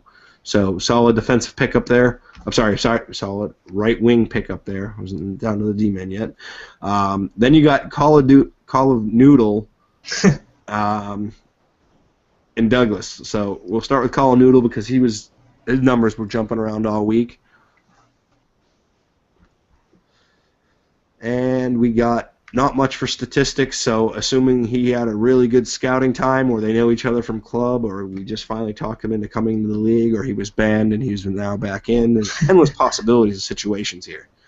And then Brodor 30 as a goalie. This is another name that was on the board for a while. It took a while for him to be won in bidding, but he went 1-1 as a goalie last year with a 73%. So I think he's improved. I think he's back. He's ready to go. He's got that Legend 3 card maybe. Bought a few boosts, did all that stuff, and now he's back trying to take vengeance on the CHL. Going back, and we got one more roster to go.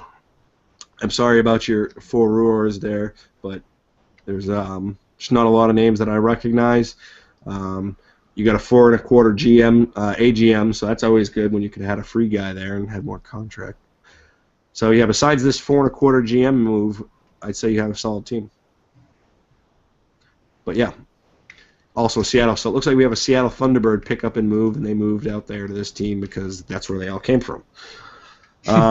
Any names on there before we move on to the Victoriaville Tigers? I'm not familiar with too many of them. All right. First of all, Taze 19. This is the second Taze we've talked about tonight. He sticks out because every time I tried to message my player, I would message this guy, and it wasn't fun because you guys were all weird for using pro names. But numbers are good. Solid player. Played for the Bulls last season, and now he's a Tiger. And he went 12-14 last year with 59 points. So in 26 games, it's a little over 2 points per game. Solid, you know. Hopefully he can spread that talent to his teammates and show them how to play. Crawford, 50 going for $2.5 million. Obi-Wan JGS, another $2 million plus defenseman. So you might have a solid defensive pair or even a complete bid bust. And then the last name that just caught my eye was Lantianinji, whatever his name is. I know he played last season. Played player of the week in week 1 in season 16. So that's solid for an NHL player. I think they won the cup that season too, if I'm not mistaken. Was that the Coyotes? Yep. I think Chris was on that team. That's why I brought it up. Okay, so I mean, obviously this kid knows how to win the big games. Season last year he played for the Hartford Wolfpack. 0-2 record, so not a big showing in the AHL. However, in the CHL, he was an Edmonton Oil King. Another person that's connected to the Breck Easy saga. It's just crazy how this all just travels. 15-5-0 with 74 points, 31 goals, 43 assists, and a +30, shooting 32%. This quite possibly could be one of the best centers in the league, because I know his name was coming up a lot last year on the leaderboards. Before we get out of here, I do want to go back to the comments again because people are still watching, and I know you guys are really doing your thing. I'm not going to look at your page, Dick Money. Thank you, Billy Gilly, for another shout-out. keep them up, and your comment privileges will be revoked. Let's see. Riley Saunders says, Tyler, C, and Stinkfinger are weak kings now. Spoiler alert. Spoiler alert. I don't know what he means by that. If Breck requests a trade, # downhill from there. which yes, is what we saw last year. Breck Easy was like the points dominator, the media conversation dominator for the first 3 weeks of the season last year. And then it kind of just faded away slowly and surely. Nick Martell says, I wish you were my 9 mil, my blank. I'll let you use your imaginations on what else is going on there. Fill in the blank. I'm not reading any more Billy Gilly comments ever again, so good for you, buddy. Zach Cook wants to say that, which is, I believe, Breck Easy again. When will people understand that Vancouver is awful and overrated? Well, we're either going to realize it real soon when the season starts, or we're not going to realize it, and they're actually as good as everyone thinks. Just like any sports team, every year you have the right to debate your side of the argument. However, everybody else is entitled to their opinion too, and when the majority opinion is you're the weird one, so it happens. According to these comments, if anybody hasn't caught the news yet, looks like the Rangers did beat the Canadiens tonight, and it will be the Rangers playing in the Cup. I don't care. As I told you, the playoffs were canceled once the Bruins were eliminated. All right, bring you back to my lovely face here. We'll let you, Cody. We'll let you give your final words. Go ahead and what do you got to say to the league before we get out of here? Just to the new guys coming in, you know, it's going to be a struggle to get yourself out there, get your name out there. Just look at me. Last season, I went, never played a game, never played a organized 66. Went out there, got bid on $8 million by 7 teams, highest paid goalie, and here I am today, GM. You know, nothing more to say. Stick with it. If you're not happy where you are, talk to your GM. Make a name for yourself. See that, boys? True rags to riches story right here. You can be a GM too, as long as you stick it out. You have dedication, determination, Terminators, whatever you want to say. You just got to stick it out and figure out what works for you. I appreciate you coming on the show, Archie. To everybody else, I appreciate you watching all week. This has been the 2-hour bidding special. Ran a little bit past time, but I also know I started a little bit late, but that happens. A lot of media stuff coming soon. Don't think that now the bidding's over, it's going to stop. We're going to try to get bigger, better, and badder. And I mean batter in a good way. For real, though, if you guys want to be a part of the media team, please send me a message if you're in the CHL. If you're in the other leagues and watching it, send a message to the AHL media members or the NHL media members, depending on what league you're in. Subscribe to this YouTube channel. Make sure you're commenting, liking us, favoriting our videos, whatever else it is that you can do on all these social networks. Just do it. The more positive feedback we get from the league, the better this league gets, the better reviews we get, the more members we get, the bigger the league will get, and the more structured we will become. So once again, I want to thank you guys. It's been a blast this week. Bidding's about over. Preseason's going to start. The fun's just getting going. Get the season going. Hell yeah. You should be excited by now to get on. So. All right, guys. Now that's the show.